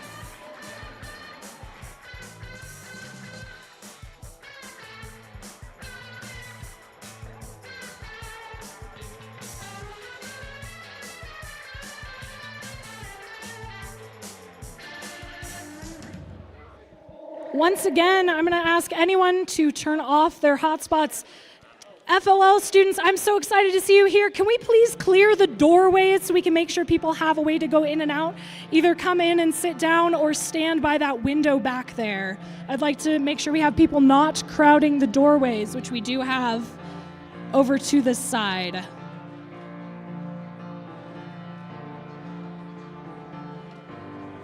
We still have plenty of open seats here, especially over to my right. The audience is left. So let's find those seats, get out of the doorways, make sure people can actually leave the area.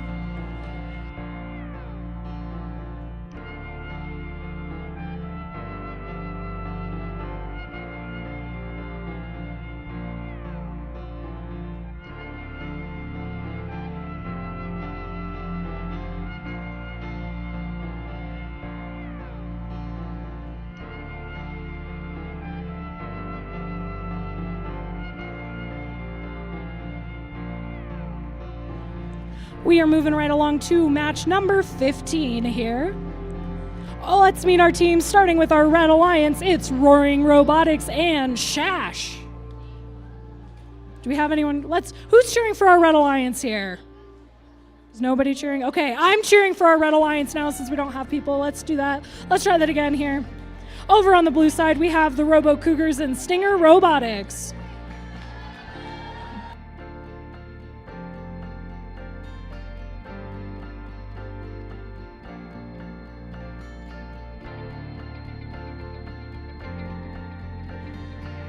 I've got a thumbs up. We are ready to get this match started. Counting it down in 3, 2, 1, go! Both red robots moving here on our autonomous period, parked in their respective corners of the field. 3 points for that observation zone park. Dropping off a piece there on the Red Alliance side. Looks like we've got one of the samples in that red net zone as well. That is points for that team. 5 points for red so far.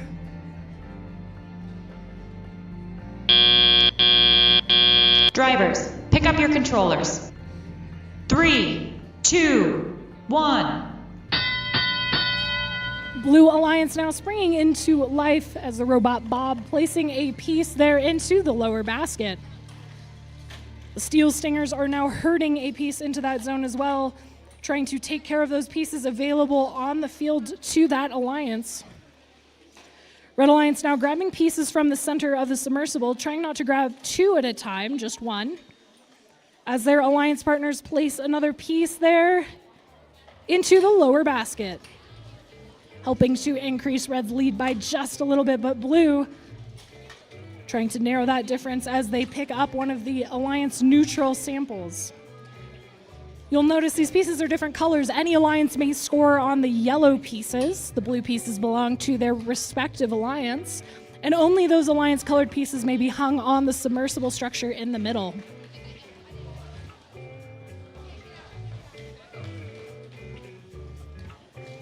Blue Alliance now trying to make sure they're not hurting multiple pieces at once. It is tricky with how small these game pieces are. They're doing a good job of working together, making sure they're coordinating between drivers and coaches. Red Alliance as well now scoring a couple more there into that lower basket. 27 to 10 points, Red advantage, 37 seconds remain.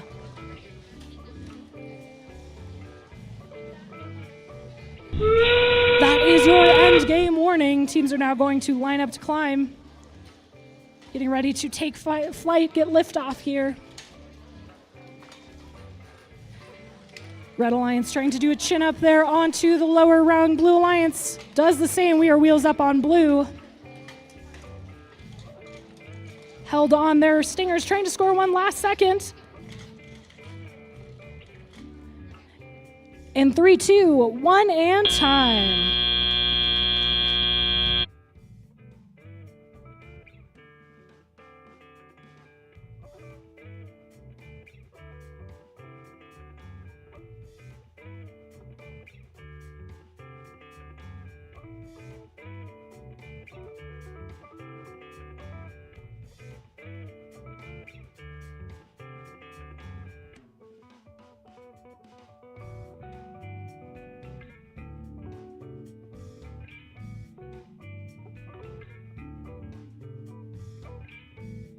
And your scores for qualification match number 15. Your winner is the Red Alliance with a score of 36 to 33. Just 3 points separating our teams with a valiant effort there from Blue, scoring those points in the net zone. We're going to hand it back on to Eva to announce our next few qualification matches.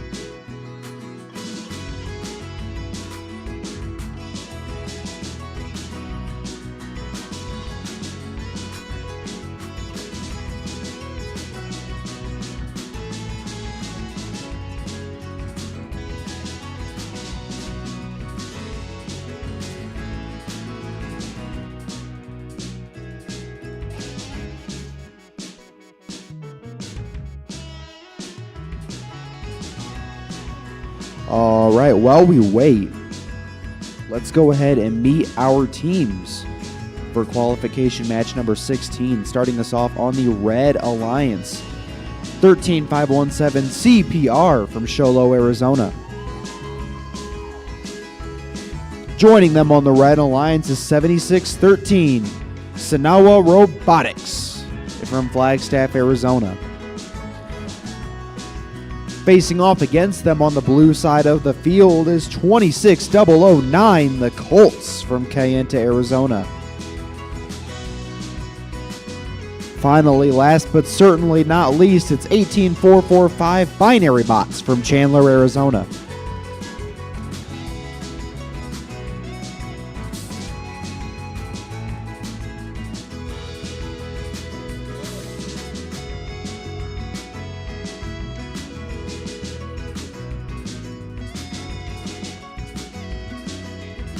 We have the thumbs up. Driver. We have our thumbs up. Drivers in the box. In 3, 2, 1, go. All right, we're going to see some early action here. 7613 Sanawa Robotics getting a note into that net zone. That'll be 2 points. Doesn't look like a whole lot else is going on. It'll be a quiet auto period.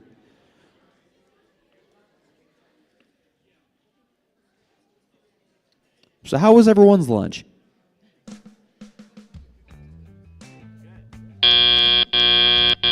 Drivers, pick up your controllers. 3, 2, 1.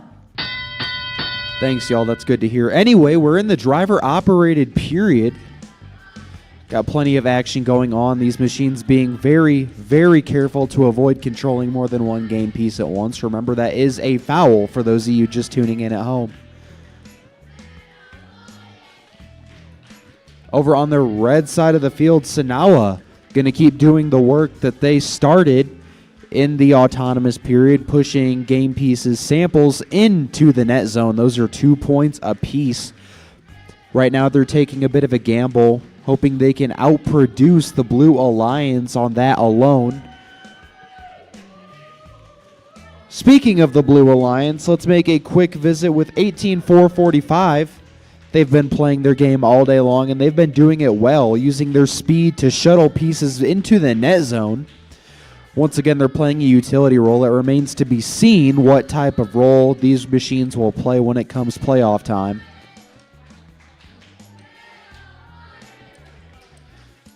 All right, meanwhile, their alliance partners, 26009, are going to go ahead, work on getting a game piece from inside the submersible. Remember, they've got to get over a 2-inch barrier there. That poses a pretty big challenge to a lot of teams, but they seem to be doing it well enough.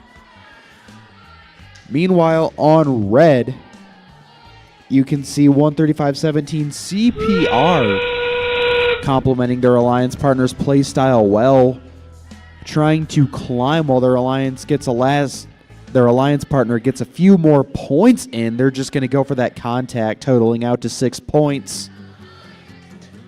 With 15 seconds left, 26009, the Colts are going to go ahead and attempt to climb of their own. They've been successful at it today, and they do it again. Things will come to rest with time to spare, and there's the buzzer.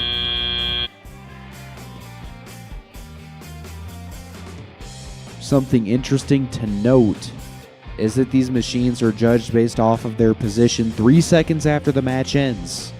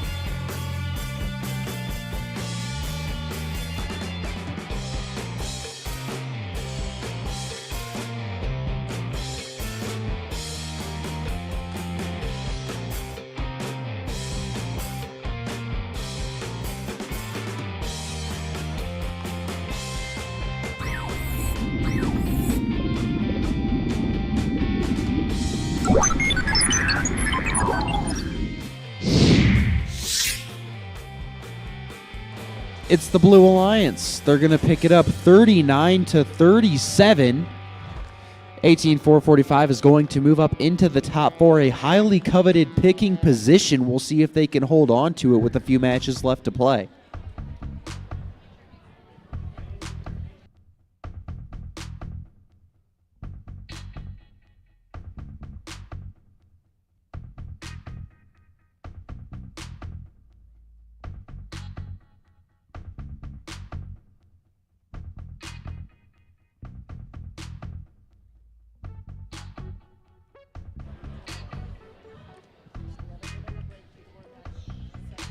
All right, before we continue on to the next match, we do have a bit of a break. We will be resuming play at 1:40.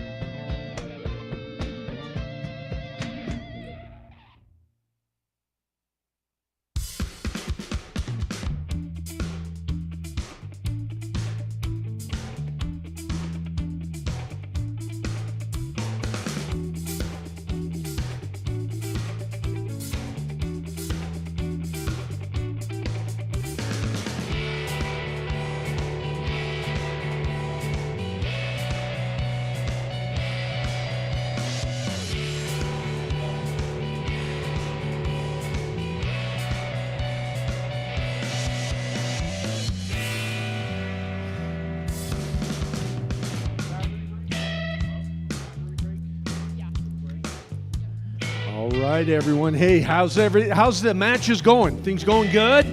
Yeah, that's awesome. I've been running back and forth, FLL back to here, back and forth. So I haven't got to watch as many as I want to see. So I'm looking forward to the afternoon here and seeing how they go after this break. Hey, remember, if you could, we're in a brand new auditorium. They just remodeled this and did it and everything.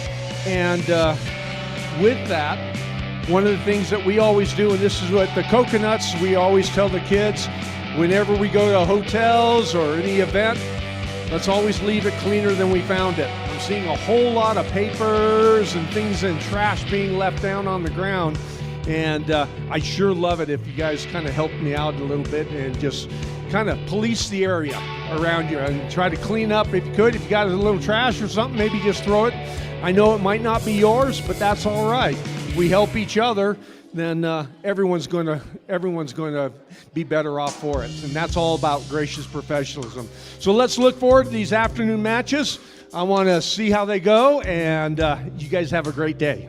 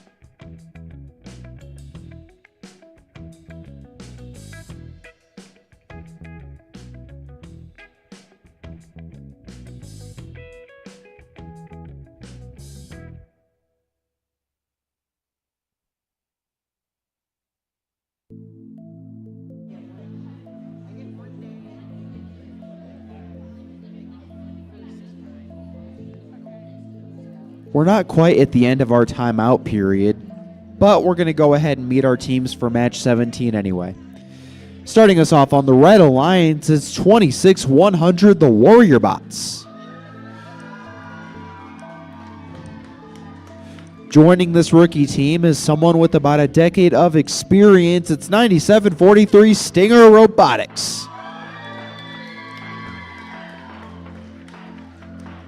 Over on the blue side of the field, we've got 23942, the BMS Res Kids.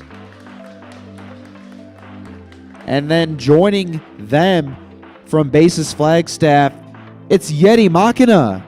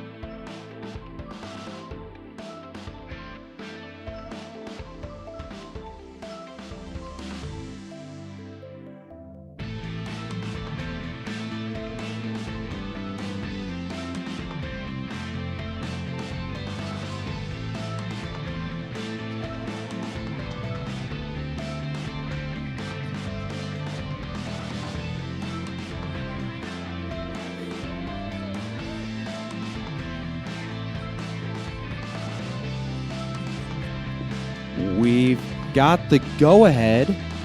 Drivers in the box in 3, 2, 1, go. All right, welcome back from the timeout. We're going to be starting off strong, some action on the red side of the field. Other than that, we are fairly silent other than the 3 points picked up with that park from red. The timeout was kind of nice. You know, I like we built those things in. Kind of expands the schedule a bit. It's cool. Anyway, enough filler. It's time to play. Drivers, pick up your controllers. 3, 2, 1. All right. Already a little more action than we saw in auto. Right away, 26-664 Yeti Machina. Over there on blue, they are going to go ahead, try hitting that high basket.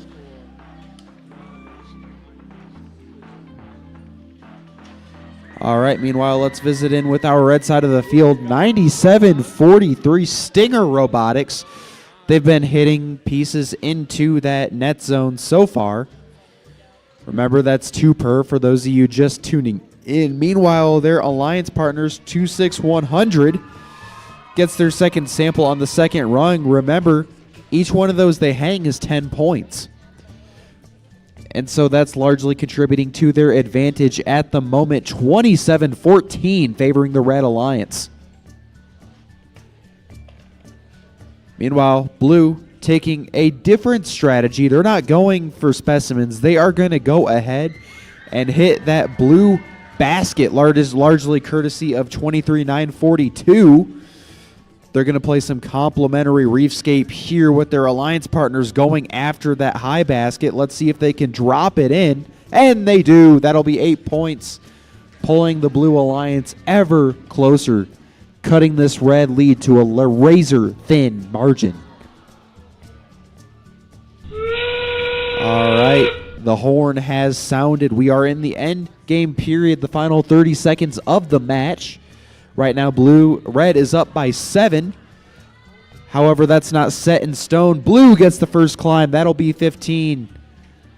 Looks like they will go for the second, a 30-point climb. They don't quite get there, it looks like. We've got 7 seconds left, though plenty of time to figure things out.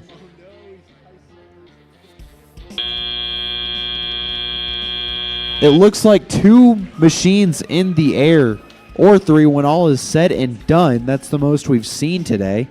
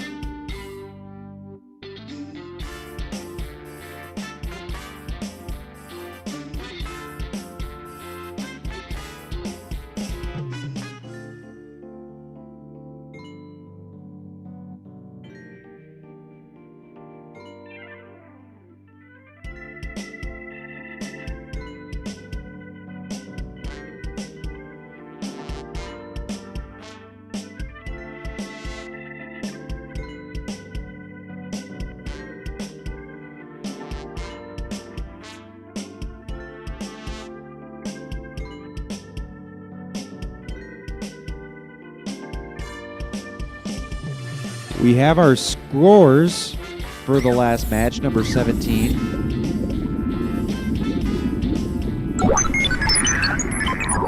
And it's the Blue Alliance overcoming an early deficit, picking up those precious 30 endgame points in order to lift themselves over the top 65-48 as they walk off with the 2 ranking points, standing on the cusp of picking positions depending on how the chips fall.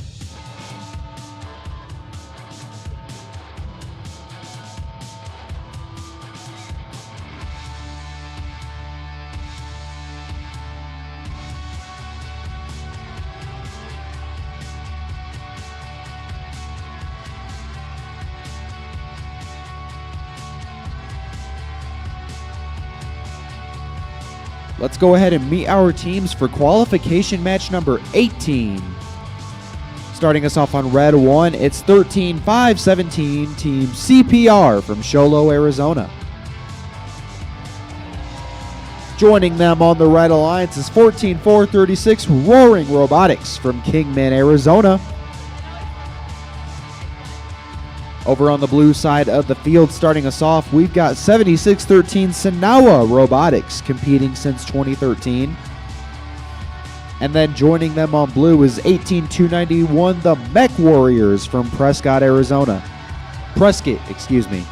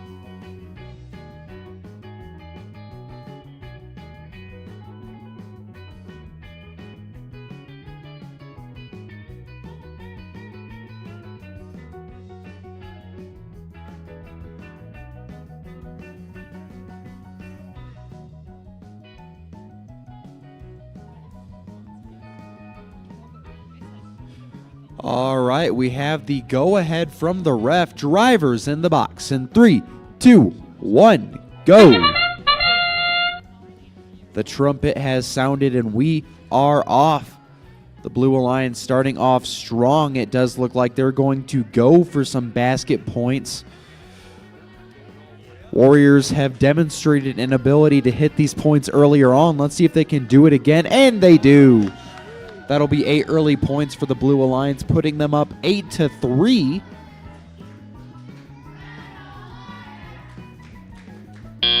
Red saw Roaring Robotics Drivers, park. pick up your controllers. 3, 2, 1. All right, students are in control for the remainder of the match.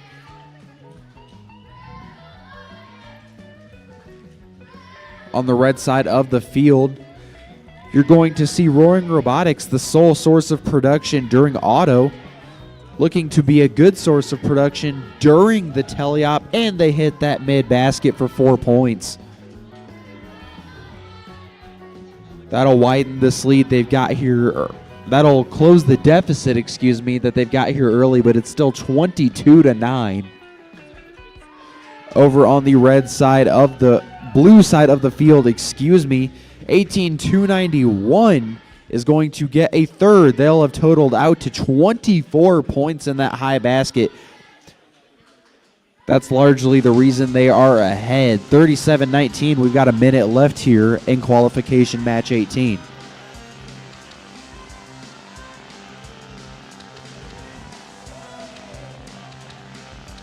All right, 76-13 over on the Blue Alliance. Once again, going to be filling a utility role. Right now, their only goal is to shuttle, secure those game pieces before the Red Alliance can get to them, and make sure that their alliance partner has the easiest time possible hitting those high baskets to keep their advantage. 47-27, 30 seconds to play.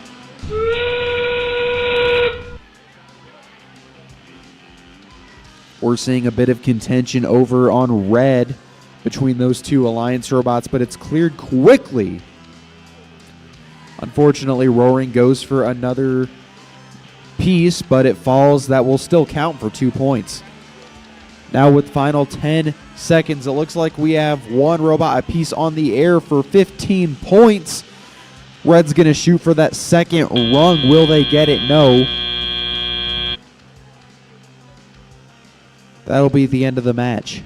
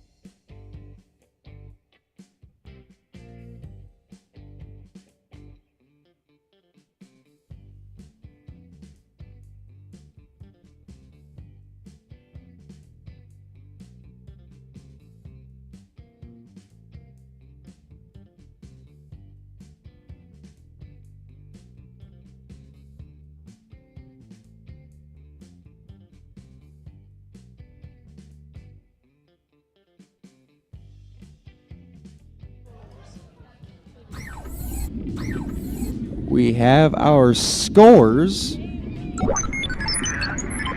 Hey.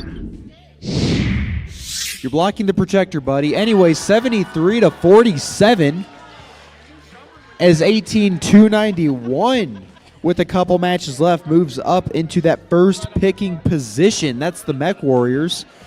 Their partners aren't far behind at number 4. Now I'm going to pass things back off to Grace to get you through the rest of Quals.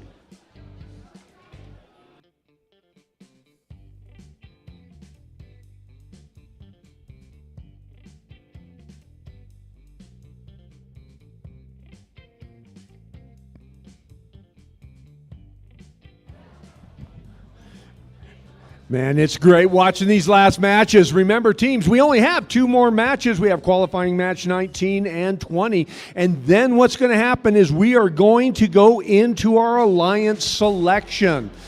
So, teams, we need a representative after the last qualification match 20. We are going to need one representative from each team to actually line up right outside of the competition area, and my lead queuer, Alex, is going to go ahead and get you checked off. So again, right after our last qualification match 20, let's go ahead and start planning that alliance selection.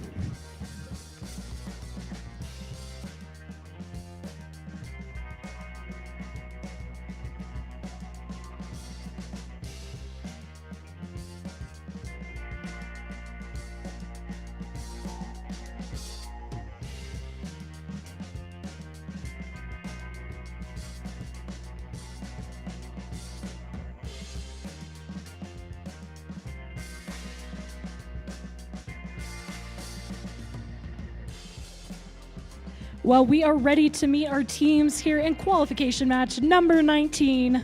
Starting us off on the Red Alliance, it's the Rockbots and the Norse Coders. Over on the Blue Alliance side, give it up for the Robo Cougars and the Binary Bots.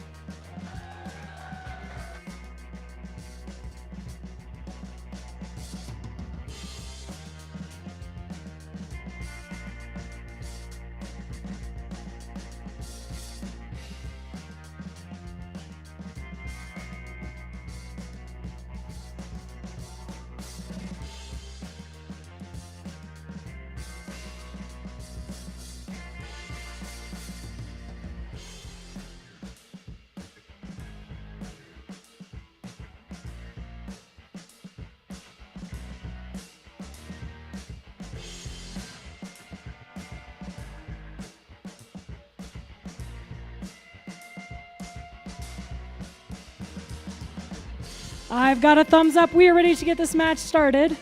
Counting it down in 3, 2, 1, go. Welcome to the autonomous period. We have one Blue Alliance team parked there in the observation zone, getting an easy 3 points for their alliance. We see that up on the board now.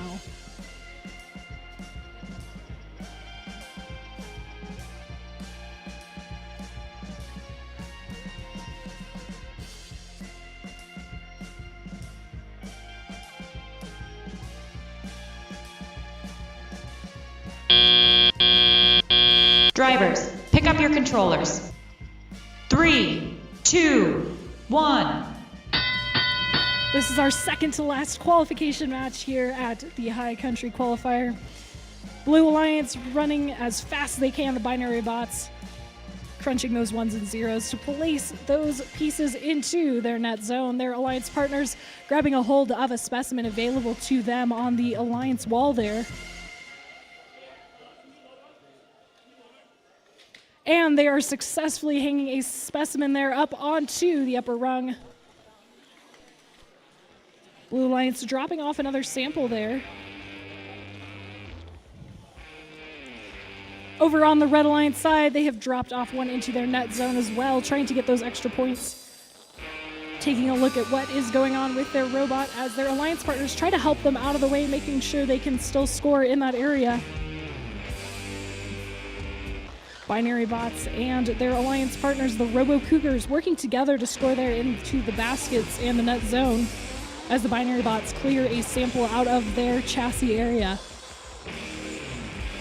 This is where we see alliance strategy working together. You don't want to have two robots on the same alliance going for the same area, as they can negate each other's scoring potential. Binary bots hopping out of the way, working on that rotation as, just shy of a lower basket score. Over on the Red Alliance, we are running a wheel down as they are clear of that net zone. That is your 30-second warning. Robots are now going to begin to climb or to park where they can. Red Alliance trying to navigate one wheel down over to their parking area. Blue Alliance now navigating around, trying to go for the climb with 10 seconds remaining. Blue with the advantage. We are wheels up on Blue. And we are hooked on Blue as well as time expires.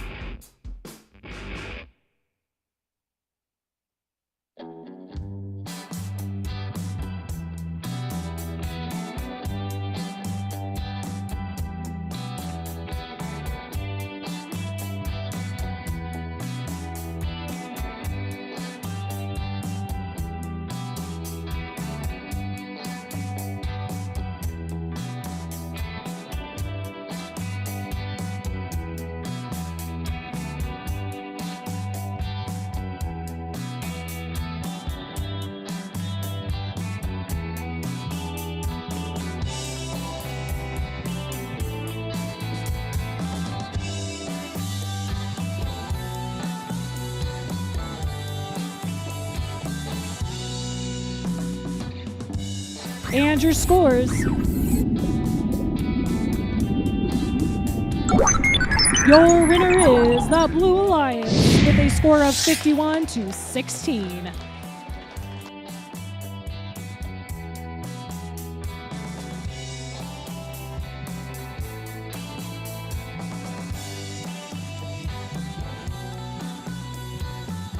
We have one final match. Teams in the audience, please get ready to send your Alliance Selection rep to the back area where that NAU table was earlier this morning so that we can make sure we have you ready to rock and roll for Alliance Selection.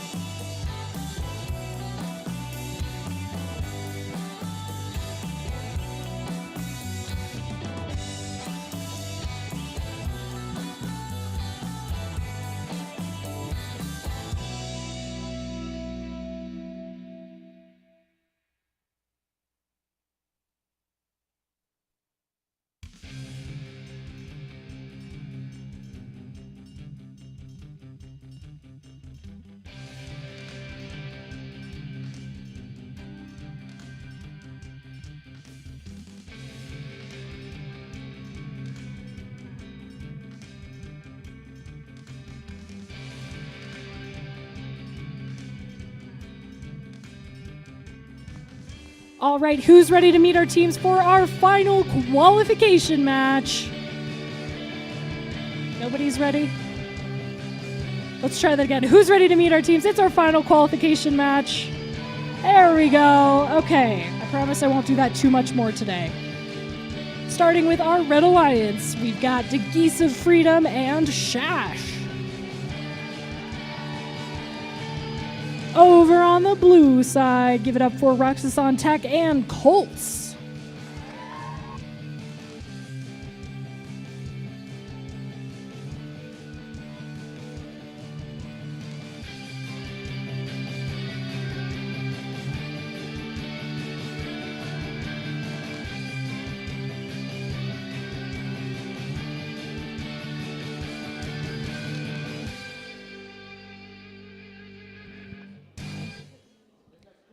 It's our final qualification match. If you want, count it down with me in 3, 2, 1, go! Red and blue moving here in autonomous. Blue trying to get the hook on, and it's good for the auto score. 2 red robots parked here. Little last second action there from the Wingate machine with 10 seconds left to go in autonomous.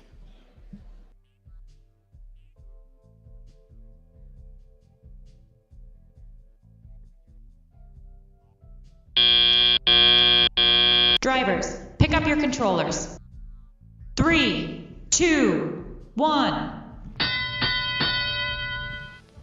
All our drivers taking control, their last chances here to prove themselves before Alliance selection. We've seen some high scores from all these teams here on the fields. The Wingate machine going for one of those neutral Alliance pieces available to them. It's those yellow pieces lined up on the fields. Their Alliance partners, the Geese of Freedom, pushing a red piece out of the way if they can.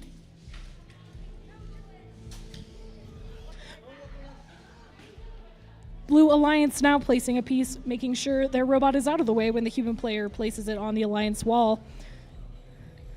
Their partners trying not to pick up 2 pieces at once. And they decide to push it into that net zone, get those points if they can here, as Blue Alliance ready to hook on that specimen to the upper rung. We have 2 specimen placed up on that high rung for the Blue Alliance, with a 3rd getting ready to go. Over on the red side, your Wingate machine going for another sample there. It's been pushed up against the wall, which makes it a little bit more tricky for these robots to navigate around. 43 seconds remaining in the match.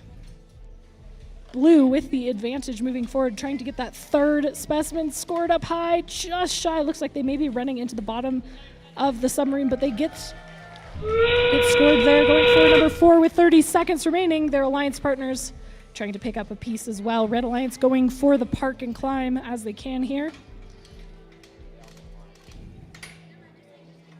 Blue Alliance going for the hang instead of the score, trying to optimize as many points as they can. Wheels up on blue, reacting off both of those bars. We've got both blue robots off the ground. Of course, our referees take the final look in 3, 2, 1, and time. Great work to all our teams. As a reminder, Alliance selection, we're going to be trying to start that here in a few minutes. If we can have all our representatives head over to that table area at 2:15 so that we can get started promptly at 2:30.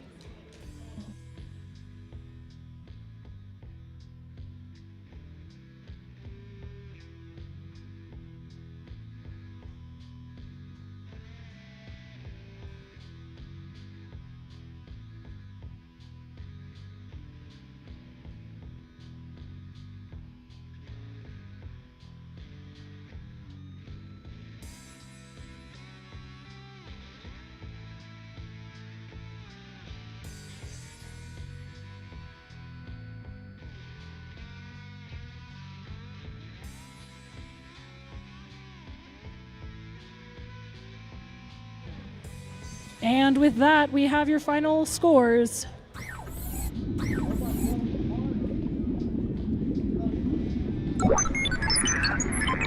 Your winner is the Blue Alliance with those submersible scores They take the victory 73-17, 2 ranking points for blue. With that, we are done with our qualification matches. From here, we're going to roll right into alliance selection, where our top teams pick what teams they want to play with in the playoffs. So our teams are going to be strategizing, working hard, sending that representative over to Alex at the table. And we will see you back here in a few minutes.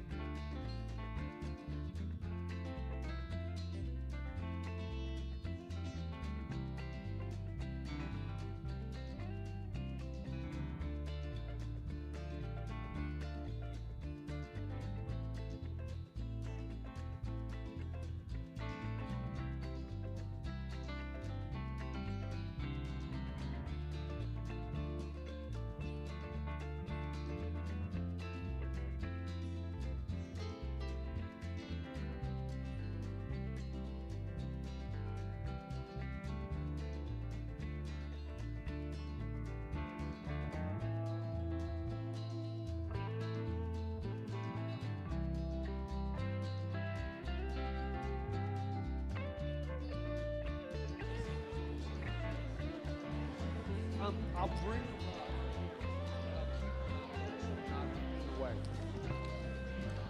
Looks like we got a pack of zebras up on the field here. Are they grazing?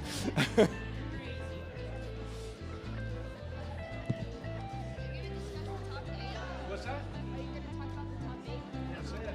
Good, good. And how long? Right now. All right. We ready? Okay.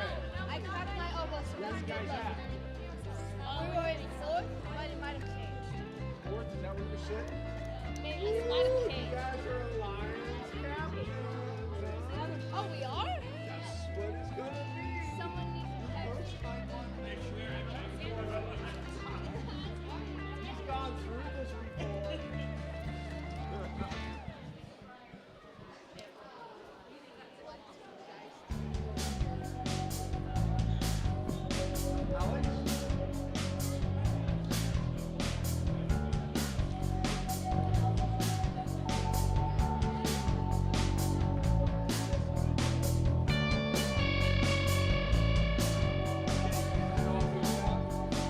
Schedule, you're all set?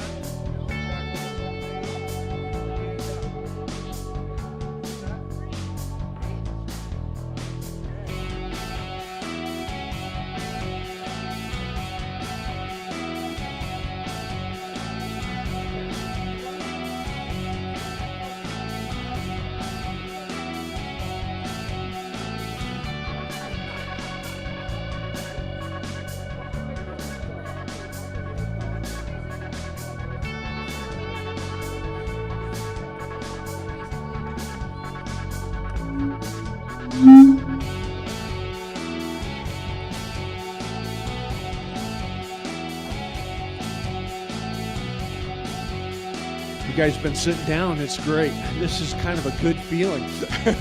Getting some weight off those legs. Well, are we about ready to do some alliance selection? Yeah? I'm pretty excited for it. I'm just going to check real quick and see if we got a representative in the back here. But this is the portion. Remember, what we're going to do is we're going to go ahead and select our teams that we're going to play. So with 16 teams, we had 16 teams competing today. We will have 4 alliances. All right, we will have 4 alliances, and each of those alliance captains will get to select the partner that they're going to play with. Let's check it outside here and verify that we have all our teams ready. But they're not in the pit, so could you ask the people in here if any of them are from? That is that the Norris, the one that you guys worked on? Norris box. The Colts. Colts. Colts. The Colts. Yeah. They're not. And they're not.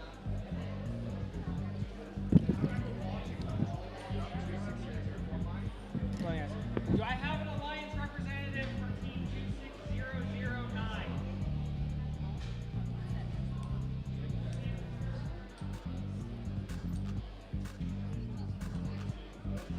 All right, we're going to make a quick public service announcement here. Do we have team number 26009? 26009. We need a representative. Oh, looks like we have all of them. Well, Alex, thank you so much. Alex, our head cuer, let's give him a huge round of applause. That guy keeps it on time. Alex, thank you for all you do. I'll call him out as we do. Can we bring this down?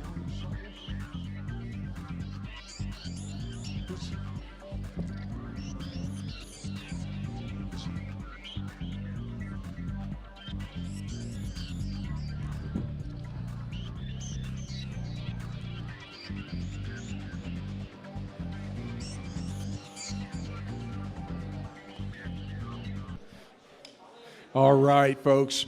Well, we're getting our last teams coming on in. Let's have a seat. Find yourself a seat. Let's get situated here. Man, what a great day of qualification matches. It was so fun watching them. And now we move into our playoff portion of this tournament. Now, remember, we've 16 teams competing. We are going to have 4 we will have 4 alliance captains, okay? And here's how we select the alliances. First, what we're going to announce is the top-ranked teams, the 4 top-ranked teams. That first selection will begin with the highest-ranked team based on performance in the qualification matches. After the number 1 ranked team makes their selection, the next highest ranked and unpicked team will then make their selection. We will continue this process until we have completed all 4 of those alliances. Each alliance is going to be made up of 2 teams. Now, the student representatives from the highest ranked teams on an alliance is that alliance captain's lead. At the end, we're going to ask that those alliance captains speak with our head referee, Robert Garduno over here. He's going to have you come up and speak with him. Now, after an alliance captain extends an invitation to join their alliance, one representative from the invited team will come up and either accept or decline the invitation. Now, the only caveat with this is, remember, you can only decline once. So, if a team declines an invitation to become an alliance partner, that team may not be invited to join any other alliance. The declining team does not, however, lose their right to select if they are an alliance captain. For example, if number 1 ranked team picks the number 4 ranked team and they decline, the number 4 ranked team keeps the right to be an alliance captain. And number 1 ranked team will need to extend that invitation to some other team. If the number 4 ranked team accepts the invitation and moves to the number 1 alliance, then the next highest ranked team will move into that position. Throughout the day, teams have been scouting each other. Hopefully you guys have been doing your homework. I know we have a lot of new teams here. This is really the important part. You want to watch, who do you play best with? What partners out here work with your teams the best? So, once we have 4 completed alliances, we're going to begin the playoff matches, which plays in a double elimination bracket. In a double elimination tournament, the alliance will start off in the upper bracket where they'll play 1 match against another alliance. The losing team will drop into a lower bracket and face a new alliance in the next round. After they have lost a second time, they are eliminated from the tournament. Alliances will continue to play until there is only 1 alliance remaining that has not lost twice. Now, teams who advance from this event will receive an invitation to the next state championship, which is going to be held at Embry-Riddle. It's going to be on February, help me out, 21st, I believe. And we'd love to let you know that today we will be advancing 3 teams to the state championship. So that means... Oh, yes, thank you. That means your Inspire 1 will be going, the winner of the Inspire Award, the winning alliance captain, and their first pick. All right, so that can play into whether you accept or decline an invitation. All right, there's a lot on the line here. So let's meet those teams, and let's please come on up here when you hear your team number called. So please welcome the number 4, number 1 captain, team number 182. No, wait, I got it, the number 4, right? Number 4. I got to look on my thing up here. Number 4 captain, that's team number 7613. Please come on down. Huge round of applause. We got Sanawa. Come on up.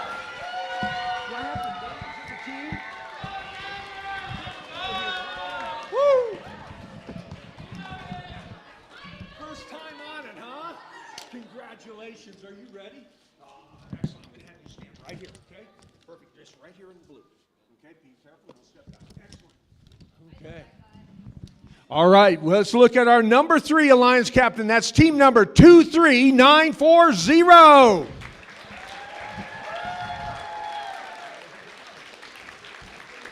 It's the Hot Chili Peppers. Wait a minute. Congratulations. Are you excited? Are you ready for picking? Okay, come on over.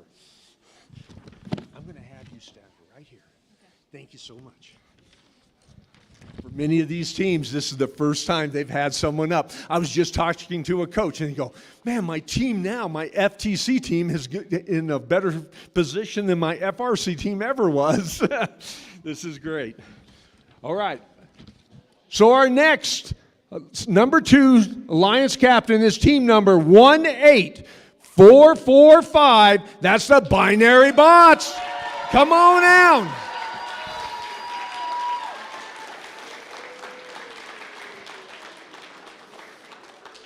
Congratulations. Great job. Stand right there. Perfect. All right. And here we have our number 1 seated Alliance captain. That's team number 18291, the Mech Warriors.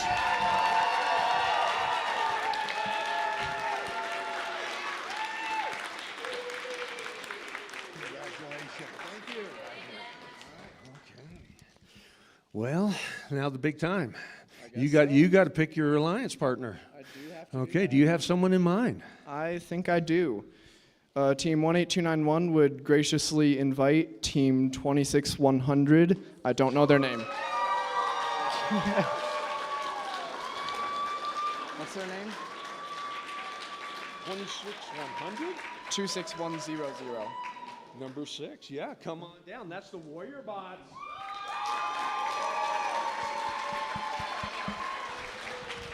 Team 26100, the Warrior Bots.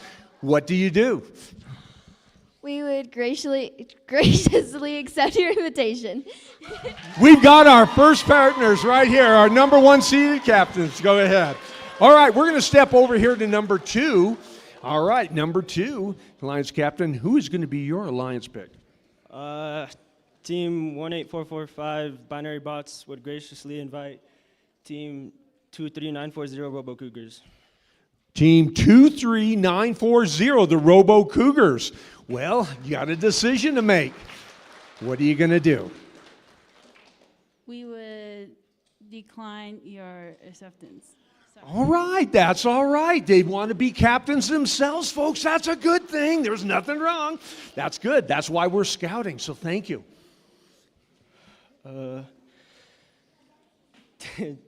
Team 18445 Binary Bots would like to invite Team 13517, the CPR. All right, Team 13517, CPR. Come on up and let's see what your decision is. Good call.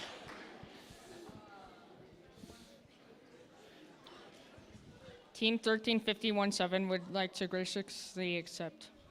All right. CPR out of Sholo, Arizona. We have our number 2. No, they had some ideas over here, the Robo Cougars. And there's a reason, because you know who you wanted to select, right? Yeah. So, Team 23940 would like to ask. Oh my God, where is it? Okay, 16817. We have 16817, Rakasan Tech from Navajo Mountain. Let's see what their answer is.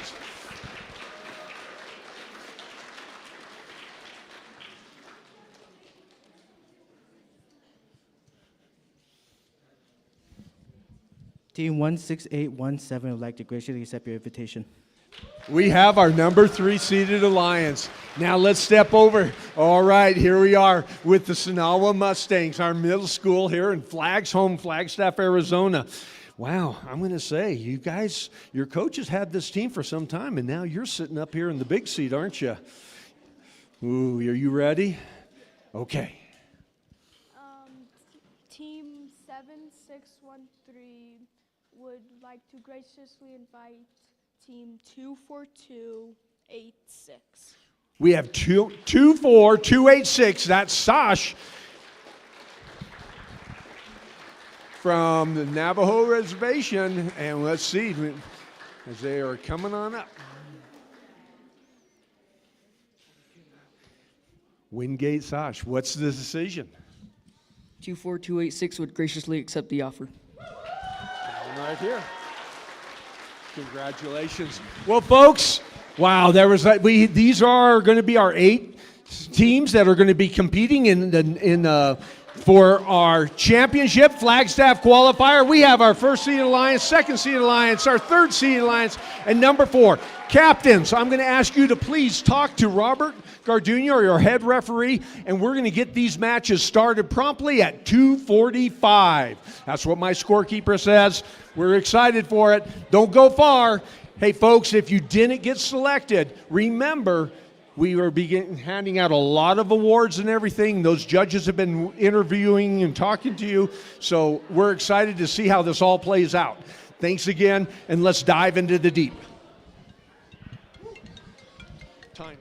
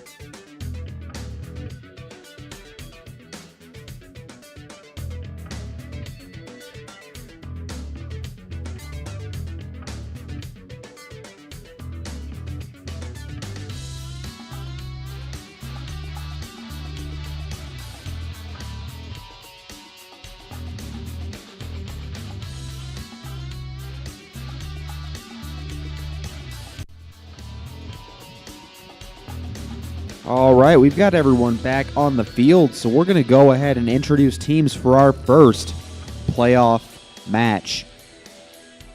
On the first seeded alliance in red, their captains 18-291, the Mech Warriors from Prescott, Arizona.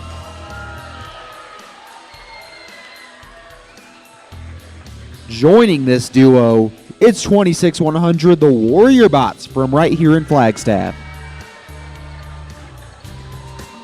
Now they're facing off against the 4th seed in blue. First off, their captain, 76-13, Sanawa Robotics. And who did they pick? None other than 24-286 Shosh from Fort Wingate, New Mexico.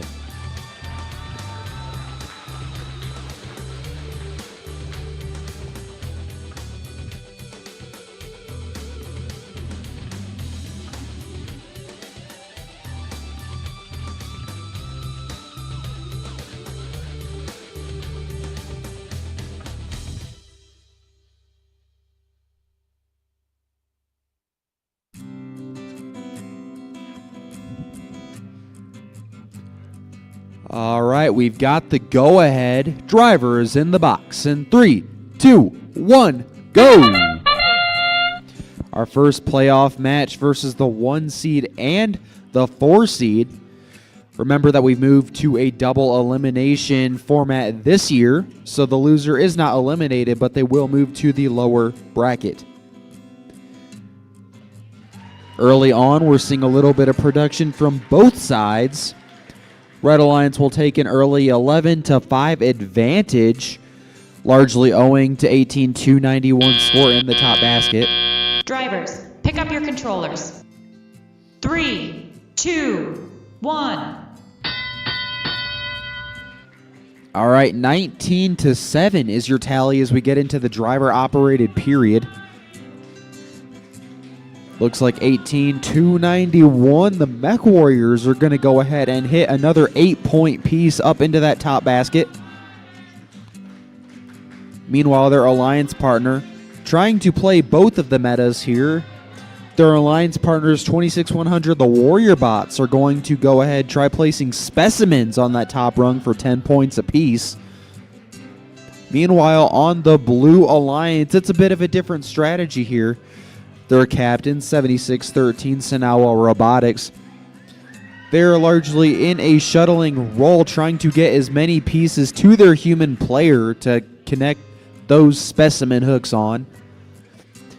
Meanwhile, their alliance partner, 24-286, they're a utility machine, but they're one of the best at what they do, getting pieces into that net zone. And that's why they were picked.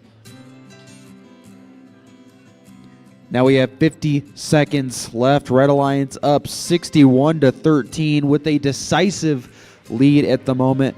Right as Warrior Bots get another 8-point piece up, and their alliance partners manage to get a total of 20 points of worth of specimens up on that top rung. It is now the end game. These teams are going to attempt to park or climb in order to get a few more points when all is said and done in a few seconds. On the Red Alliance, hoping for a deep playoff run, they're going to practice their climbing program now, and they both get up there. That'll be 30 points for Red. With 8 seconds left, can the Blue Alliance respond? Remember, touching that rung is still 3 points. And it looks like they might have gotten a few. We'll find out in just a moment.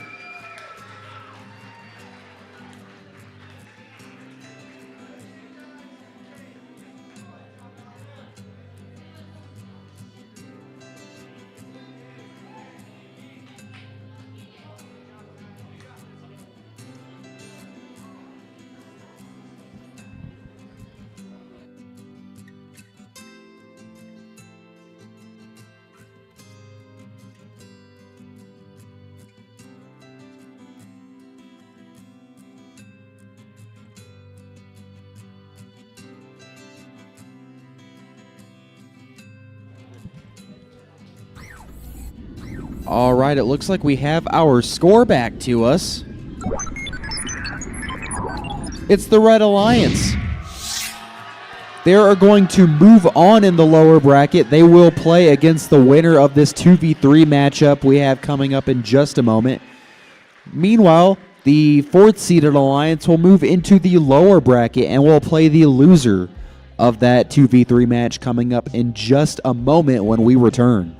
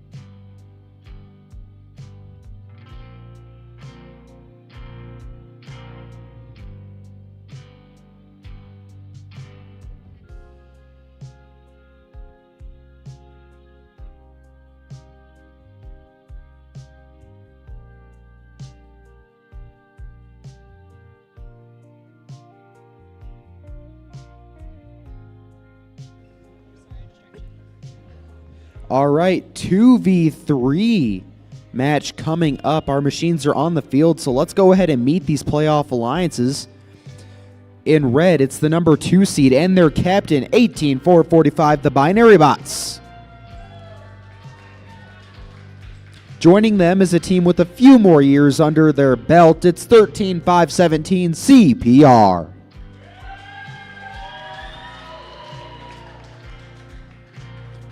All right, now let's take a look to my right, your left, the blue side of the field, where we'll meet the captains of the 3rd seeded Alliance, 23940, the Robo Cougars. And then who they picked for this alliance, it's 16817, Rocky-san Tech.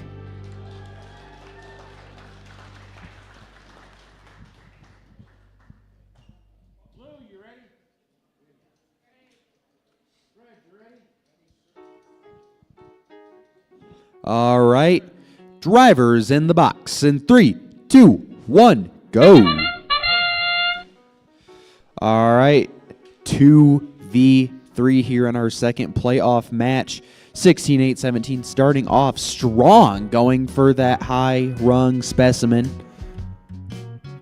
Other than that, it looks like we have a park on red, meaning we have a current tally of 13-3 favoring the Blue Alliance, that 3rd seed.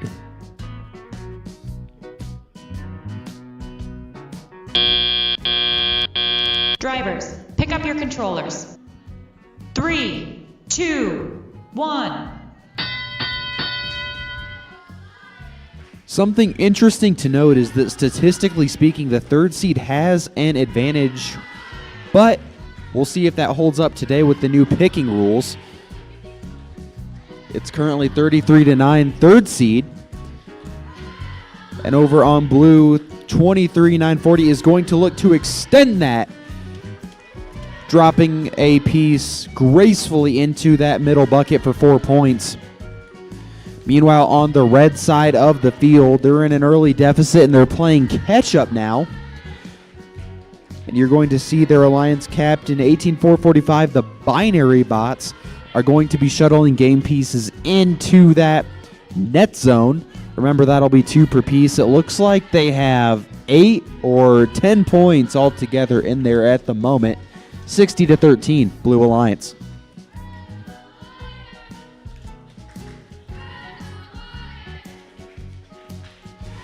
All right, if anyone pays attention to alliance selection, which you all should have, the 3rd seed captain actually declined the second alliance's invite. They believe they had a tactical advantage instead, and let's see if that rings true.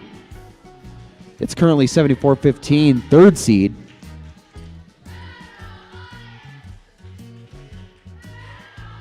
We're going to start seeing some specimen play here towards the end game with the Red Alliance. They will hang one. That will be an extra 10 points for this Alliance that sorely needs it. With 20 seconds left, you've got to think that these teams are mainly in it for style points right now. We'll see who can actually perfect their climbs, who can figure out their endgame strategy. With 5 seconds left.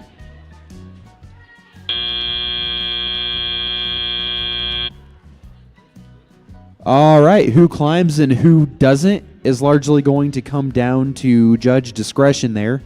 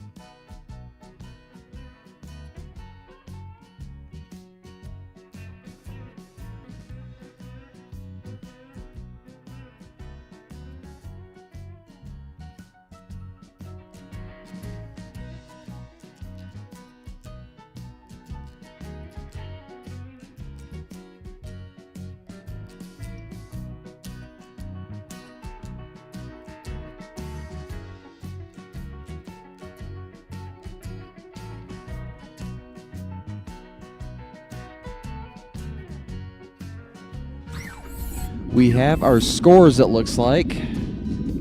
Animation playing. And it's the Blue Alliance. They're going to win 76-42. They will go on with that impressive production total to face off against the first seed Alliance when we are back from our break. As for our second seeded Alliance, the day is not over for them. They will be playing the fourth seed in the first lower bracket match when we come back.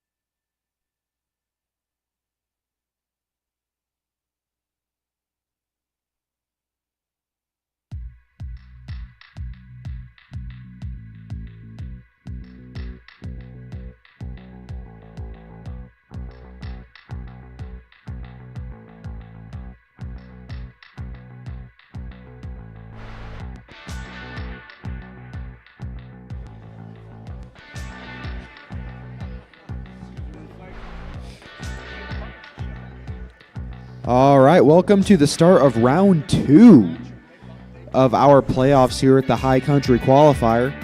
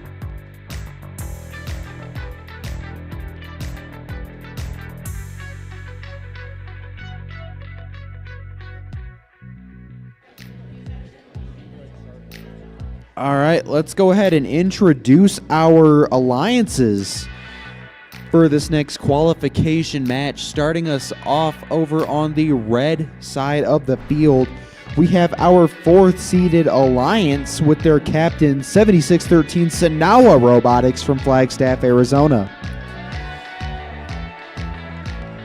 And once again, their ever faithful partners, 24286 Shosh from Fort Wingate.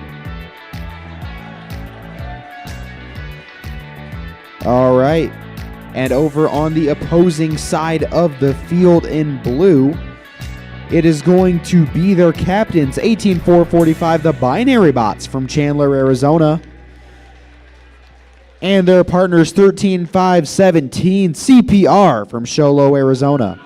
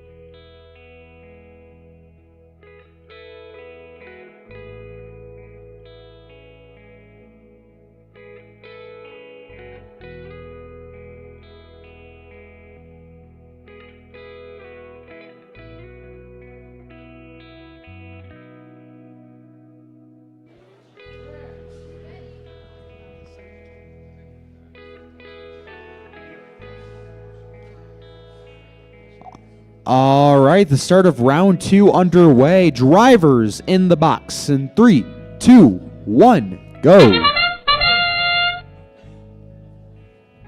The trumpet has sounded, and we are seeing some motion on the red alliance.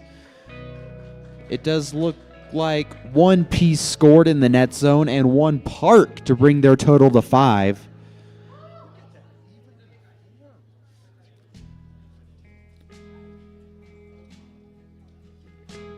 So, playoffs.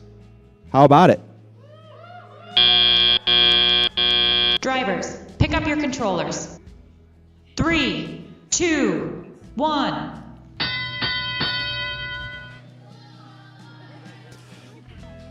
All right, now we're seeing a little more action now that the drivers are in control, particularly from the blue alliance. You're going to see the captains of this second seed, the Binary Bots. They're going to already get 4 points worth of pieces in that net zone. Meanwhile, their alliance partners are going to be working on getting samples in the air.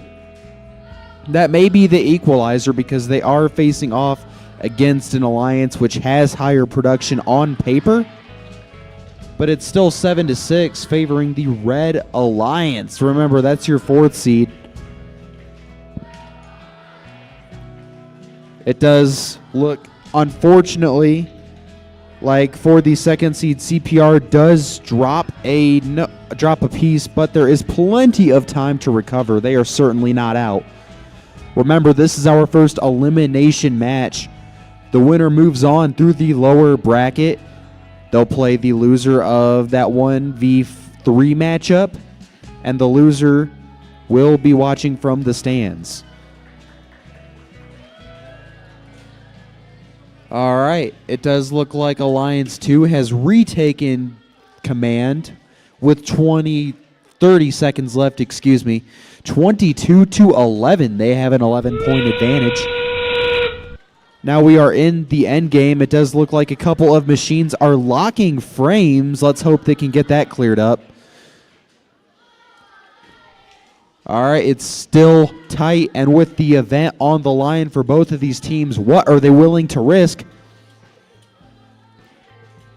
10 seconds left, and it looks like Robo Cougars might be going for the climb, CPR, and they're going to be in the air.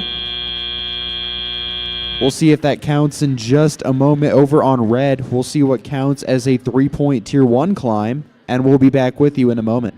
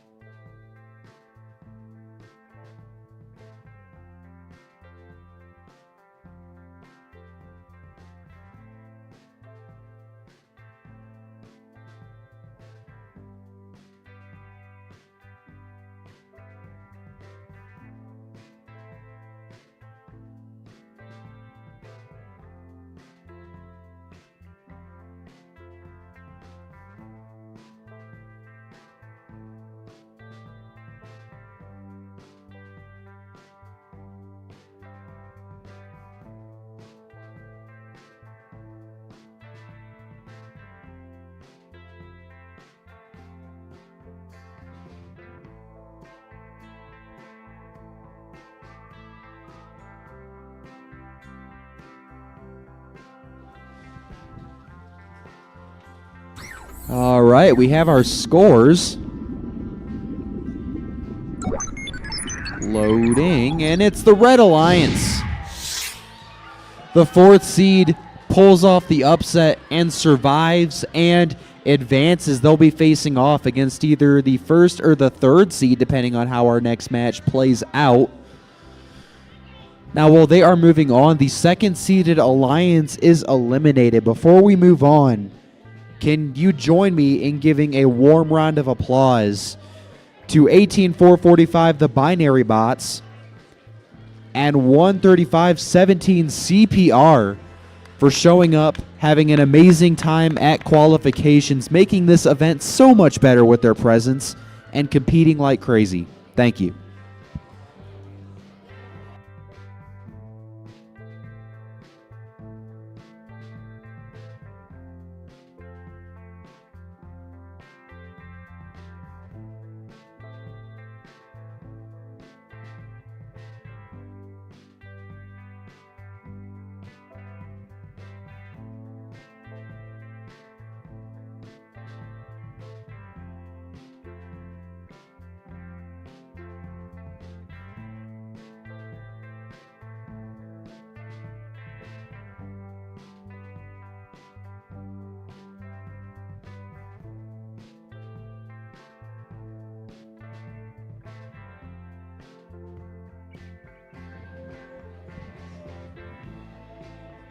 All right, wasting no time whatsoever, let's go on and meet our teams for this second round upper bracket match. First off, in red, with the captains of the number 1 seeded Alliance, it's 18291, the Mech Warriors from Prescott, Arizona. Joining them are their partners, 26100 from Flagstaff, Arizona. Now they are facing off against the number 3 seed in blue, captained by 23940, the Robo Cougars from Rock Point, Arizona. And joining them at 16817, Rocky-san Tech from Navajo Mountain High School.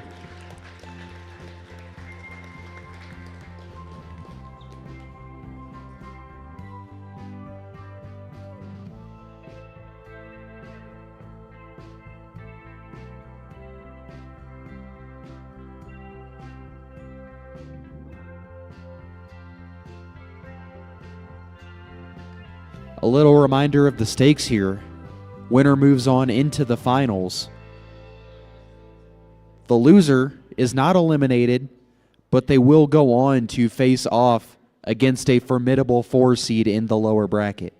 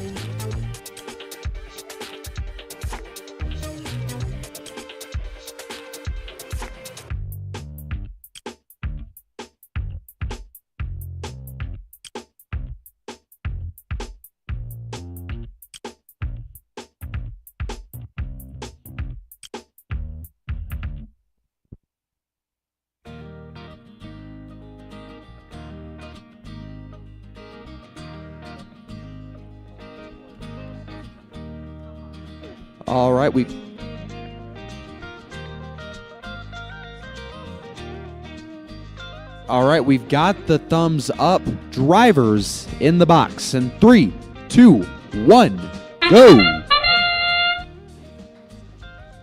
All right, starting off fast here, 16-8-17. They've been working on that specimen hang all day long, and it looks like they get it here. Over on the red side of the field, it does look like the captains are going to go ahead, place a block into that high basket for 8 points. It does look like, as far as autonomous showings, the 3 seed is ahead by 2 points. Drivers, pick up your controllers. 3, 2, 1. All right, with the drivers are in control, everything is on the line here. The winner earns the right to call themselves finalists outright. And it does look like over on red, 26-100, the Warrior Bots, the first pick of this alliance. They're going to go for a sample hang. They don't get it, unfortunately. Fortunately for them, though, their alliance partners, the formidable Mech Warriors, are going to go ahead and get yet 2 more blocks up into that basket. They're probably the most consistent high basket robot at this event, and they are showing it. Meanwhile, on blue, they were ahead in auto, but right now it is a game of catch-up as they work from behind. 18-point deficit here. 23-9-40, looking to cut it. They're going to go ahead and move pieces into that net zone. That's going to be 2 points per, and they're going to try prepping that for later on, making sure the Red Alliance cannot steal those neutral blocks. Now remember, for those of you just tuning in at home, the red blocks are only to be controlled by the Red Alliance. Same goes for blue blocks, but the yellow blocks are anyone's game, and the Blue Alliance is playing with that in mind. Speaking of which, 16-8-17, they get 1 sample on the low rung. That'll be 6 points. Meanwhile, on red, they are going for their 3rd. Now, we are already in the end game. This match has just flown by, and it looks like the first seeded Alliance has a commanding lead as they get ready for climbs. Will the 1 seed get 2 bots in the air again? There's certainly time for them to do it. And they do. Meanwhile, on blue, they will go for the level 1 and the park. That'll get them 3 per for a total of 6.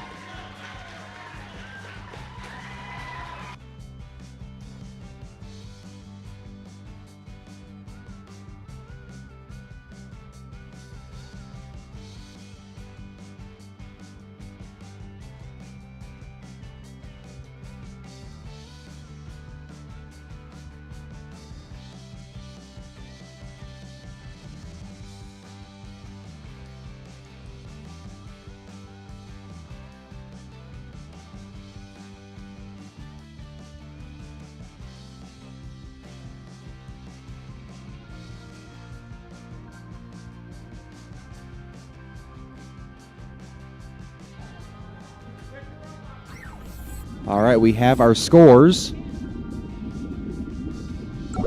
This animation's kind of long. Anyway, it's the Red Alliance picking up an event high score, 135, completely unpenalized. With those 30 ascent points, 94 teleop points with the tag team between the basket and the rung. So they walk away with 145, and they will be our first team to move into the finals. The 3rd seed didn't put on a bad showing themselves, and they will get another chance as they move into the lower bracket where they will face off against the 4 seed to decide who our 2nd finalist team is. We'll be back after this timeout and a few awards.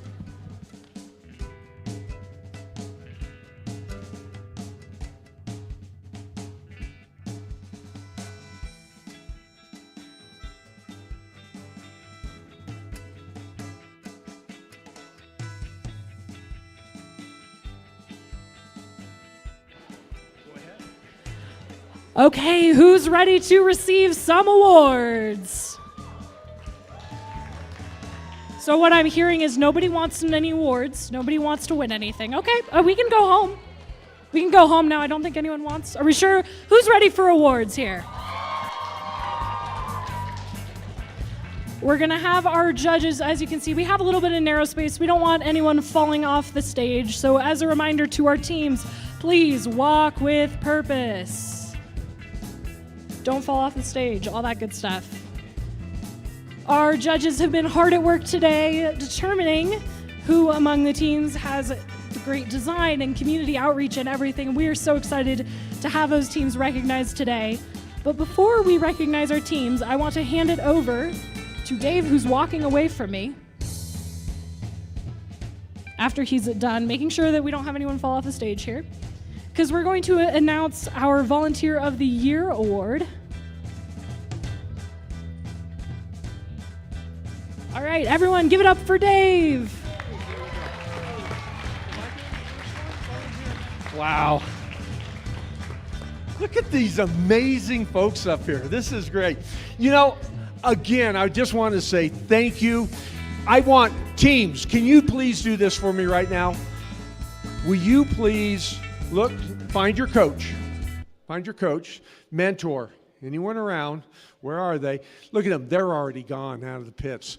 Let's give them, your coaches, your mentors, those parents that are here. Let's give them all a huge round of applause.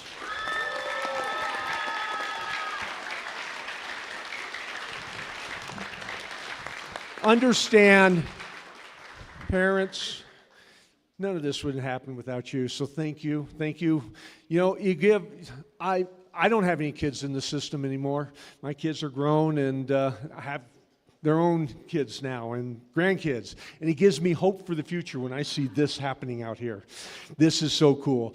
In fact, I remember 18 years ago when I first saw my very first robotics competition. I was asked by Ann Kirkpatrick to go down and see a competition and evaluate it for the state of Arizona. And I went down and I saw it and I came back and I was blown away. The energy of a rock concert. The excitement of a sporting event. Kids cheering for kids. None of that booing on the other teams and all that. I was blown away. I came back and I talked to Kevin Brown. He was the superintendent. I said, Kevin, I'm going to start a team up in Flagstaff, Arizona. I'm going to start it at Coconino High School. And that was the birth of the Coconuts. I had a student teacher at that time, and that was Christine Sapio. And that's my co-coach, and we started the Coconuts. And when Kevin said, the day that we cheer for education like we do for a football game is the day we've won. Guess what, guys? We've won today.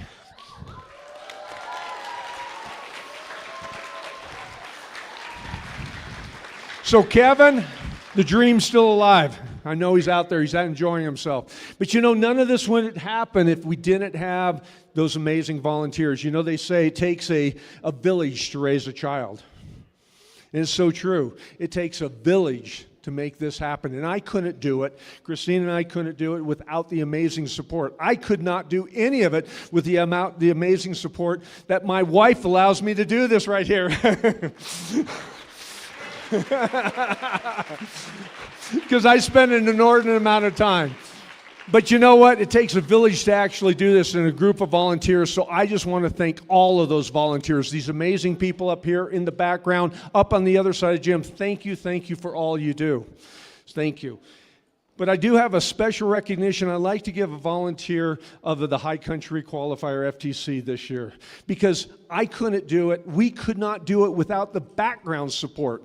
You know, we have to feed judges. We have to get things going. We have to do all this. And I've had a group of parents that have just been incredibly supportive over the years. And one of them, one I'd like to recognize right now is, could I please have Coralie and Patrick Norris please come up for Volunteer of the Year.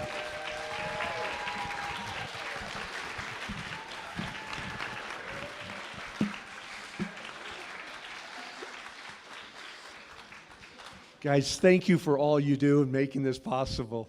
Thank you for everything. Thank you, Dave. Well, I'm going to turn this over to our MC because she's got some awards to give. Here's what I'm going to do, though. Guys, could I please have you, as you hear your name called up, will you please come on up the red here? Come up this side. You're going to give a high five to this amazing group of volunteers. We're going to hand out a trophy, get you some hardware, and carefully go on down that. We don't want any carnage. Okay? No, that's bad. What do you say, Carnage? Here we go. Can I have my script, please, so I know who I'm giving awards to? Thank you. I mean, I will wing it, but I don't think any of the judges behind me would like to see their hard work go to waste here. So, okay. With that, I believe our first award is the Design Award. The Design Award expands on this year's challenge, inspiring teams to incorporate industrial design into their robots. These components can be shown in the simplicity of the design as it applies to the tasks, the look and feel of the robot, and how the design allows us to think of robots in new ways. Here's what the judges had to say about the winner of this award. This team exemplifies creativity within constraints. With limited motors, they had to maximize efficiency. The result was an elegant design that the judges thought was ice cold. The Design Award goes to Team 26664, Yeti Machina.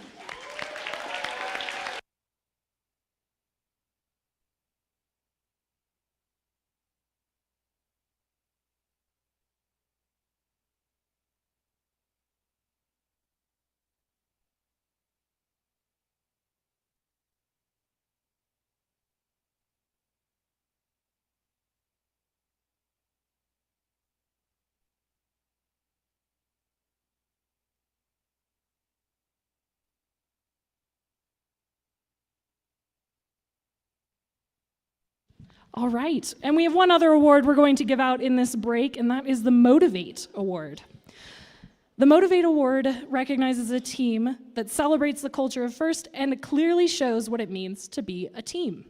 This award celebrates the team that represents the essence of the FIRST Tech Challenge competition through team building, team spirit, and displayed enthusiasm. This is a team who makes a collective effort to make FIRST known throughout their school and community and sparks others to embrace the culture of FIRST. Here's what the judges have to say about the winner of this award. This team may have had a rocky start, but they course-corrected to create a culture of collaboration. Their enthusiasm for FIRST is so contagious, you can't be blue when they are campaigning to share FIRST with their school. The Motivate Award goes to Team 7613 Sinawa Robotics.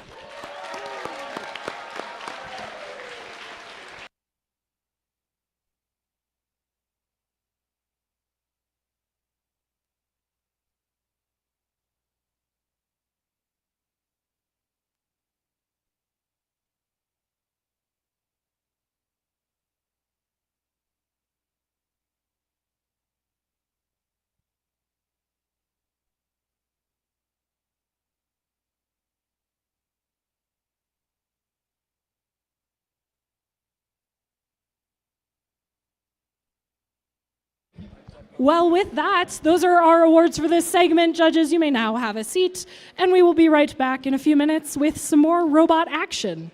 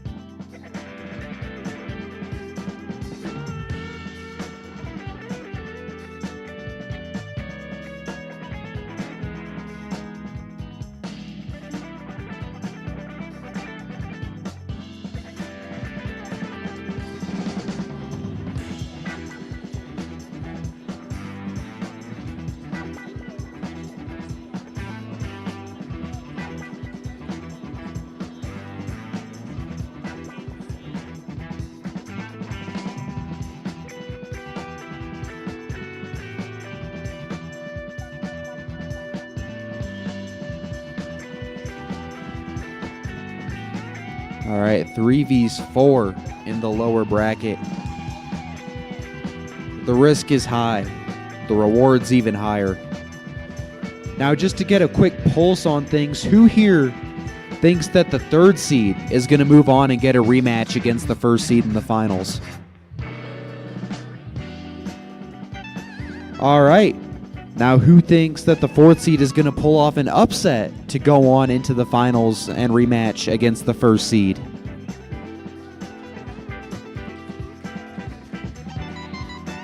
It's good to know.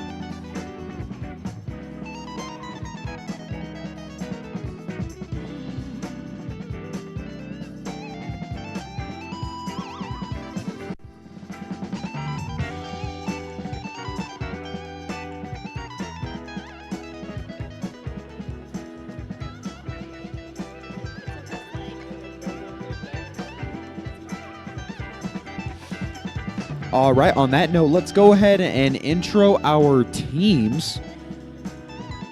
On the red side of the field, we have our third seeded alliance and their captains, 23-940, the Robo Cougars from Rock Point, Arizona.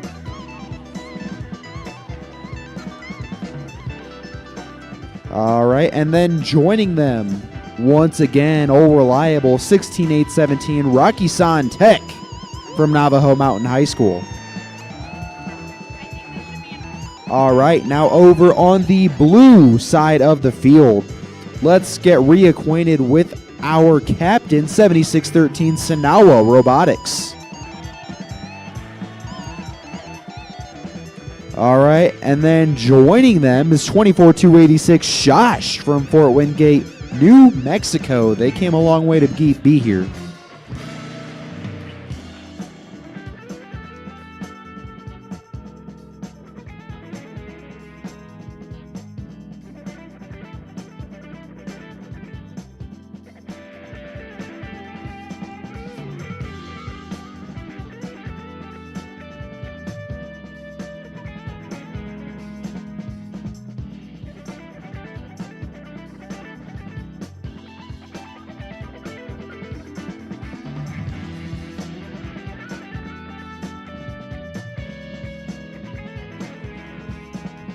We have the thumbs up. Drivers in the box. In 3, 2, 1, go. All right, we're starting auto, and our fourth seed starting off strong, scoring a couple of pieces in the net and observation zones. And it looks like that will be about the extent of our action here in the autonomous period. 5-0 is your tally. 5-10 is your tally, excuse me. The Red Alliance did get a specimen hung. Drivers, pick up your controllers. 3, 2, 1.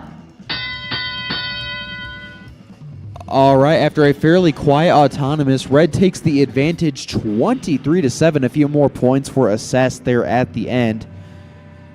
Starting us off on the Blue Alliance, 7613, Sanawa Robotics are going to be going for that specimen. However, they do tip it over. We'll see if that is something they can fix. Over on Red, we are going to see one machine trying to go for the basket, another going for the sample zone. The human player playing a large part here, getting one ready, hanging it on the wall.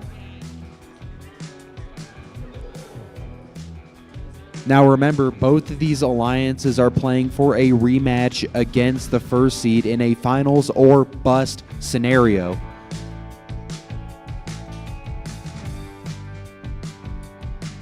And now we're going to see 32-14 advantage Red, as we were seeing more basket play over on the Red basket. Meanwhile, on Blue, they are playing the net zone game, 2x2x2, and we've seen that strategy work. However, it's a bit of a gamble as to whether you can outproduce the other alliance who are maybe going for some higher value, lower percentage points. Right now, the Blue Alliance believes they can win that bet. All right, now we are in the end game. 40-18, still anyone's match. Plenty of points on the table. Meanwhile, on the Red Alliance, the Robo Cougars are going to go ahead, hit another 4-point basket. We're going to see if anyone tries climbing here. The Red Alliance has things in hand at the moment. 9 seconds left with 2 red machines in the air. Could that do it? It looks like the Blue Alliance's endgame value totaled out to 6.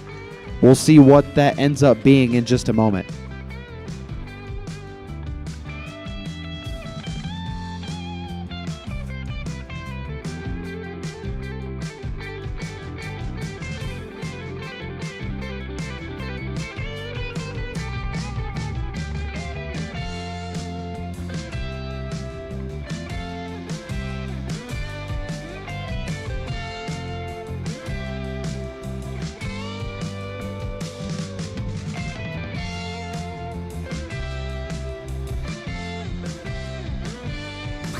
All right, we have our scores. Who moves on? It's the Red Alliance. Your third seeded alliance moves on 50-24. They will get a rematch against the first seeded alliance when we come back from our awards break. But before we do that, as is tradition, we are going to give a round of applause for this fourth seed, 76-13 Sanawa Robotics, and 24-286 Shosh, for showing up, having an incredible qualification period, and pulling off the upset to stay alive against the number 2 seeded alliance. Thank you for showing up, making this event what it was, and competing like crazy. Now off for awards.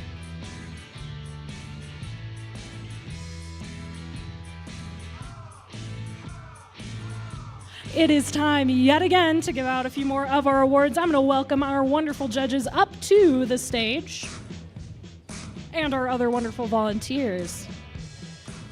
We'll be giving out 2 more awards. Once again, please enter on the Red Alliance side, walk with purpose, and exit here on the Blue Alliance side.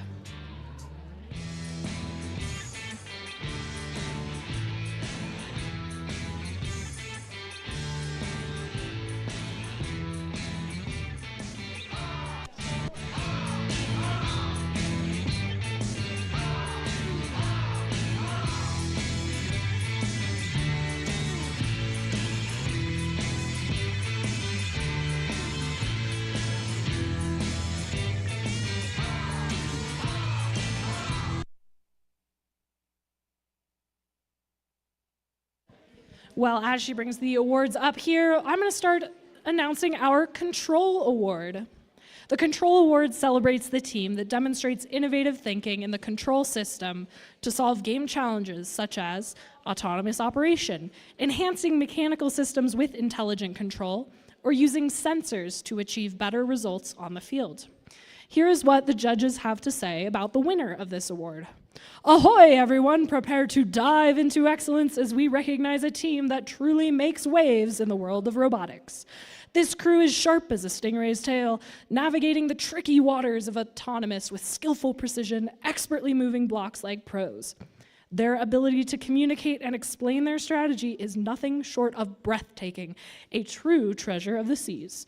The Control Award sails into a safe harbor with Team 9743 Stinger Robotics.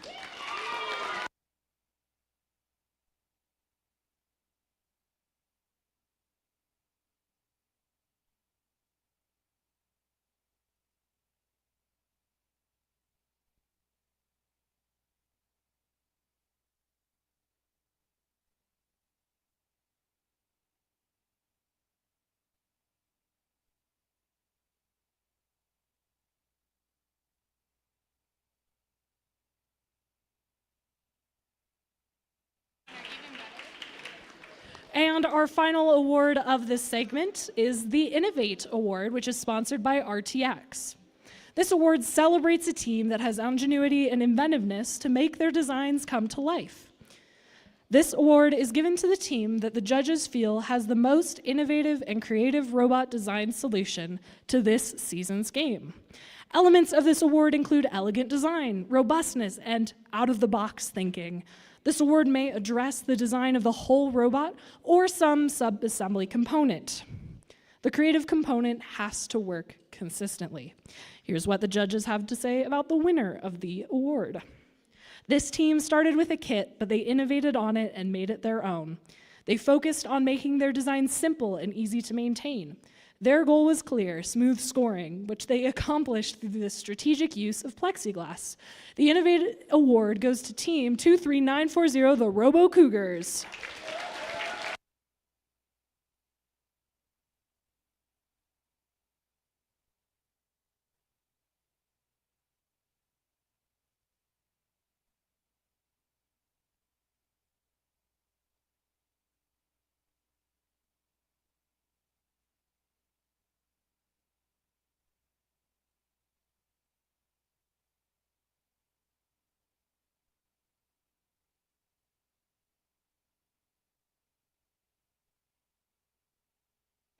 And that is it for our awards for this segment. One important announcement from our concessions: they will close at 4:15.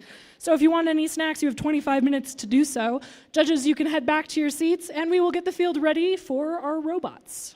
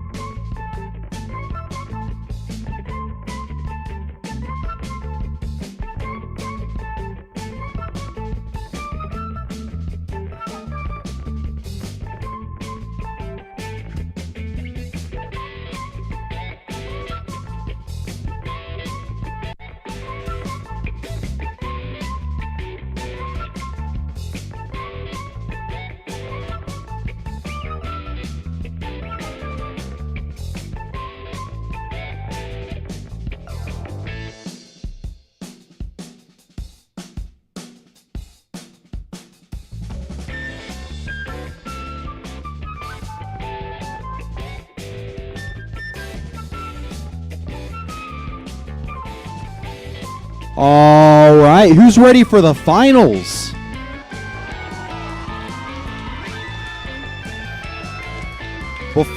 Before we meet our teams, I want to get a quick read on things real quick.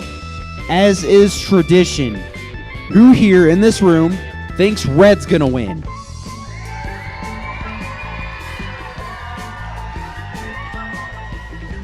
Okay, I hear you.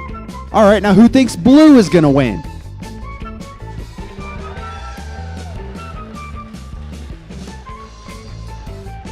All right, I couldn't quite tell who was louder. Sounds like both of these alliances have some solid backing. Now, as we get into the match, let's go ahead and meet our teams so the head ref doesn't keep telling me to hurry up. First off, on the Red Alliance, in our first seeded alliance, it is going to be our captains, 18-291, the Mech Warriors from Prescott, Arizona. Joining them, the machine they picked to go undefeated with them so far in the playoffs, it's 26-100, the Warrior Bots from Flagstaff, Arizona.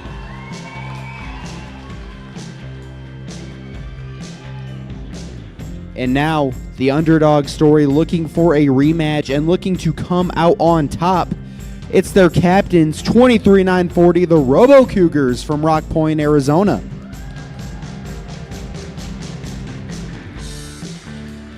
And joining them, their ever faithful alliance partner through this playoffs, through thick and thin, 16-817, Rocky San Tech from Navajo Mountain High School.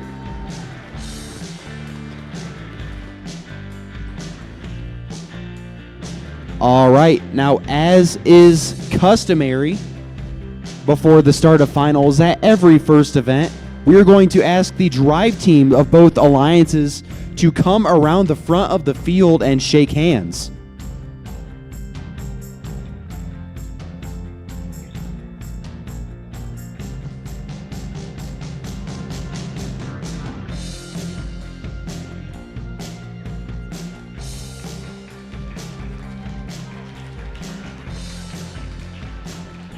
May the best alliance win, guys.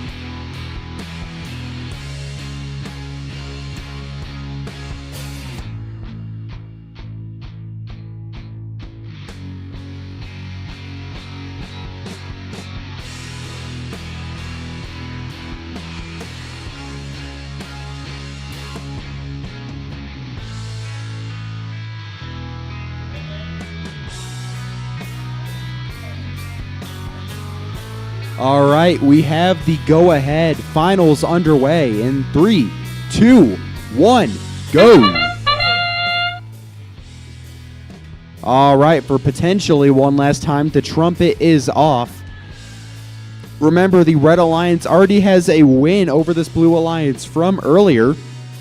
Now, if the Red Alliance wins, they will take home the title. If the Blue Alliance wins, they will push things to a rubber match to decide everything once and for all.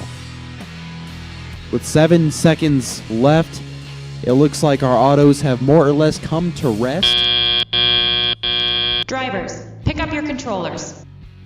3, 2, 1.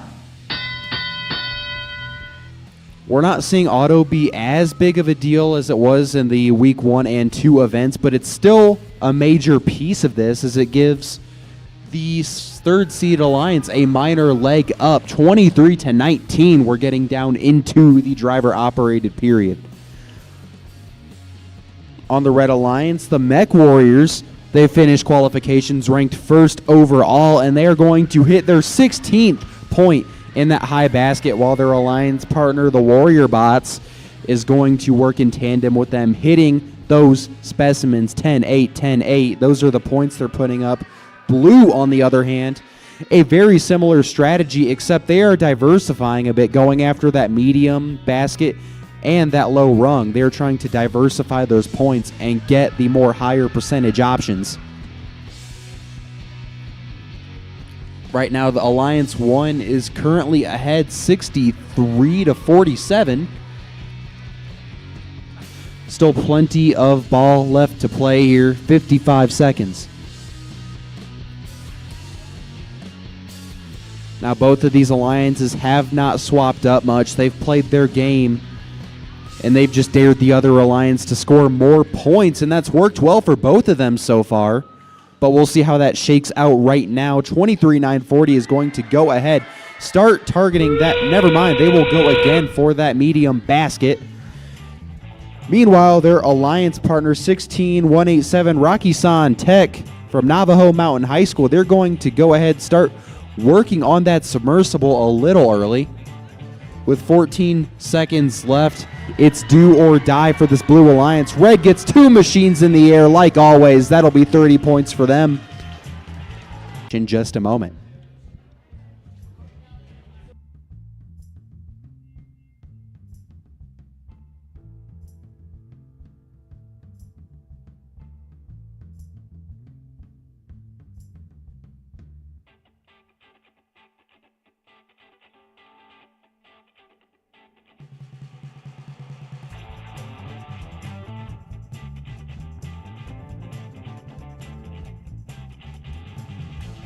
We have a consensus.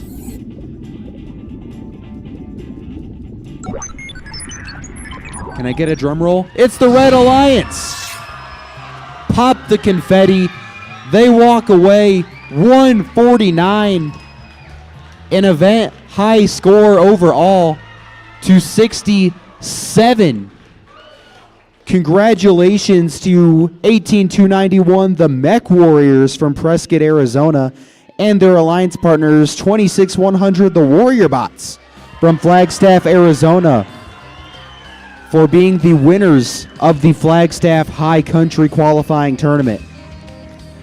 Now, before we move on, one more time, let's give a round of applause for our third-seeded alliance, 23-940, the Robo Cougars, and 16-817, Rocky-san Tech, for overcoming adversity early in the playoffs, coming all the way back to the finals, and showing up with a high quality of competition, and once again, like every other team here, making this event truly incredible. Thank you.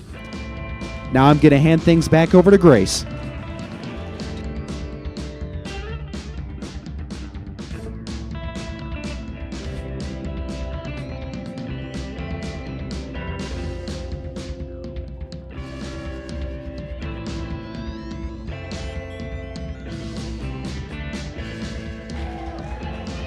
Well, with our champions awarded here, we're going to officially award our final remaining items. So if I can invite our wonderful judges back up to the stage.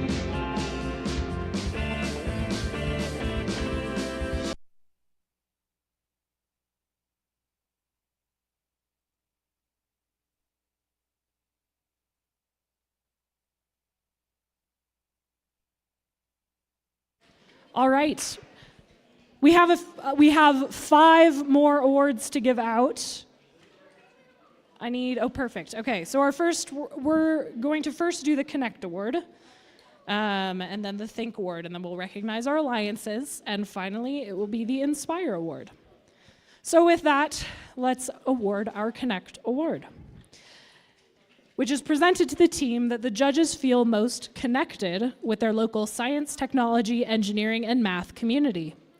A true FIRST team recognizes that engaging their local STEM community plays an essential role in their success. The recipient of this award is recognized for helping the community understand FIRST, the FIRST Tech Challenge, and the team itself.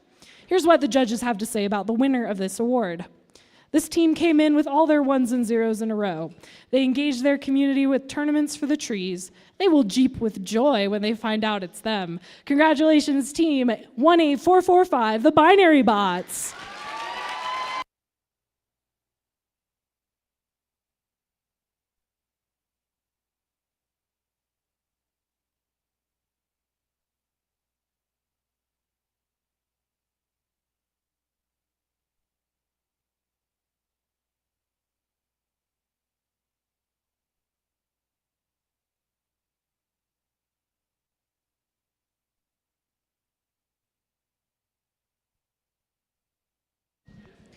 Our next award is the Think Award. Let Dave find that for us. Perfect. The Think Award is given to the team that the judges feel best reflects the journey of the engineering design process. The engineering portfolio is the key reference for judges to help them identify the most deserving team. This team's engineering portfolio focused on the design and build stages of the team's robot and exemplified their journey as a team and as engineers. Here's what the judges have to say about the winner of this award. This team proved that sometimes you just need to glue your stuff together. Even though they are from a small town, they showed up as a big deal. They definitely brought the mech, but they also brought the think. Congratulations to Team 18291 Mech Warriors.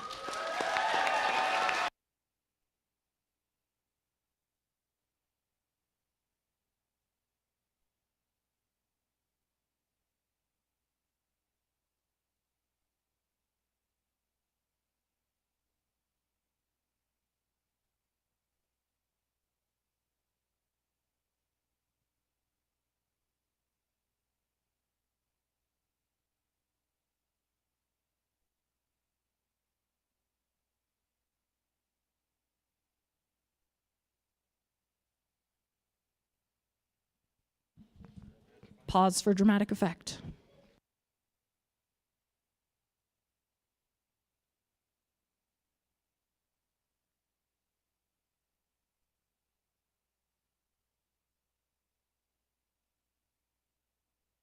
All right, I had to make sure I had all my numbers right.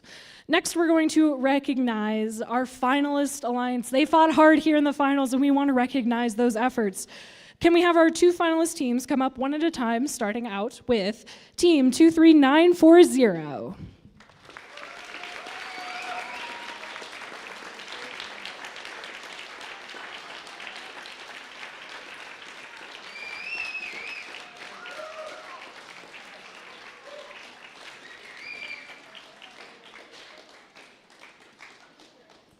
And joining them was Team 16817.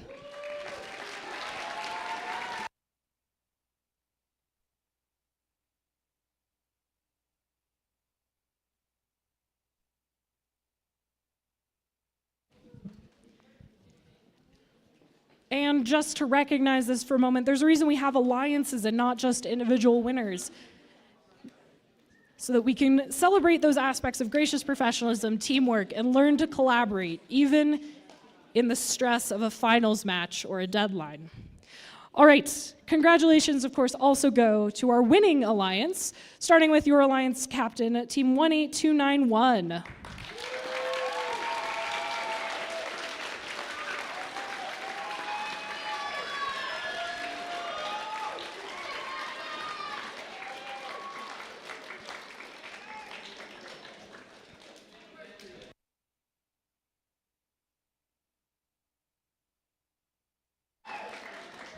They were joined in their efforts by their alliance partners, Team 26100.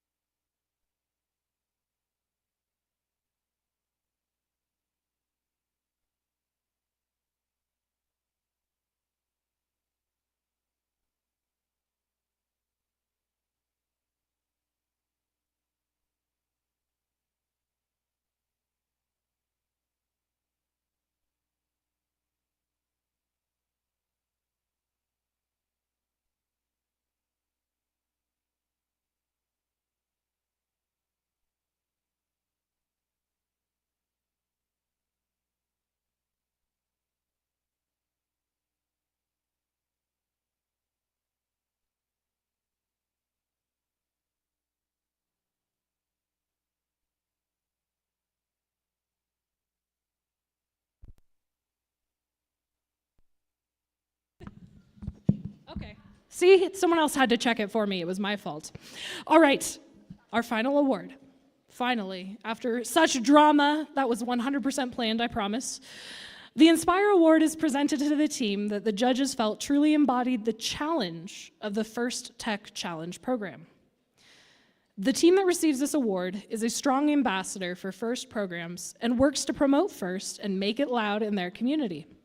The team that receives this award has performed well in all judging categories and was chosen by the judges as a model First Tech Challenge team, both on and off the playing field. This team shares their experiences, enthusiasm, and knowledge with other teams, sponsors, their community, and the judges. Working as a unit, this team will have shown success in performing the task of designing and building a robot. We have two teams we actually recognize. We're going to recognize first our second place Inspire Award winner, and then we will hear about what the judges had to say about our first place Inspire Award winner. So your second place team, please come on up here when you are announced, and that is team 14436, Roaring Robotics.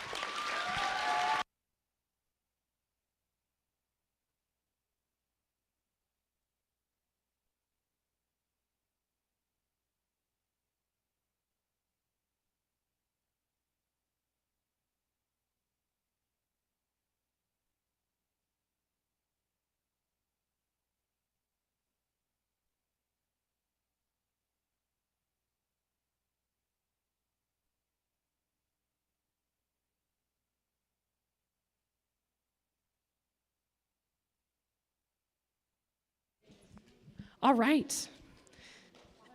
And now, your first place Inspire Award winner. Here's what the judges had to say about the winner of this award. This team brought the whole army with enthusiasm today. They embody the first model with a warrior spirit. Their uniforms stood bright and withstood this epic challenge. They held, and printed, the keychains to unlock the whole competition. Should I just let them sit and just, they figured out who it is? No, I'm very excited. Congratulations to this team, 26100 Warrior Bots.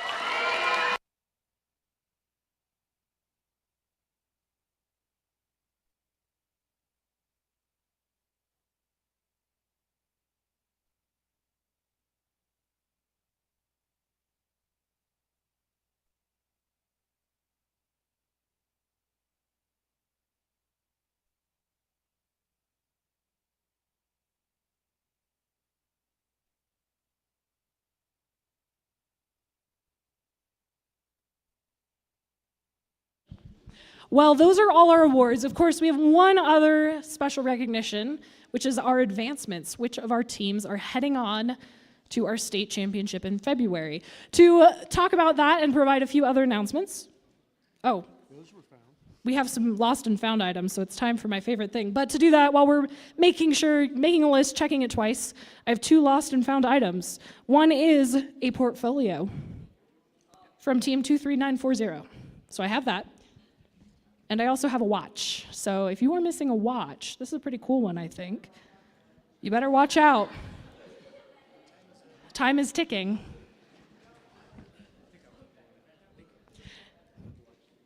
I gotta hand it to you. This is a pretty cool watch.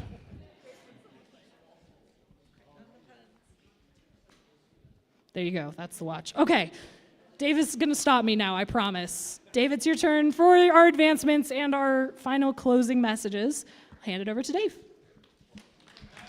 Grace, thank you so very much. Judges, oh my gosh, you guys are amazing. Thank you for all you've done. Well, I got a little bit of business to take care of always, and it's really fun because they get to hand me the mic at the end to do this. Susan sometimes gets to take care of this as at the end. You want to share with me on this one? Because you love doing this. But no, wait. Wait? Who gets to go? They don't want to know. No, they don't want to know? You don't want to know, right? I got 2 of them now. That's all good. I already got it. You know what? We all know that the Inspire Award first place is heading to their state championship at Embry-Riddle. Huge round of applause for 26100, the Warrior Bots. Congratulations, team. And of course, we're going to have their winning alliance captain. That's 18291, the Mech Warriors.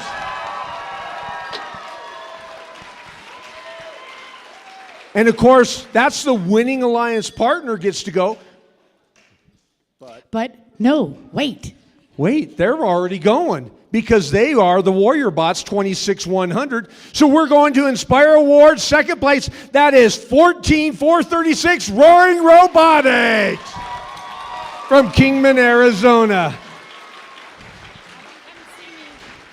Well, folks, will you please, if you're advancing to the state championship, will you please come on up, see Susan, myself, we're going to talk to you a little bit. But folks, it's been a great time. I hope you had as much fun as we did. I'm looking forward to seeing you at our next qualifier, and let's get into the deep. Have fun. We'll see y'all.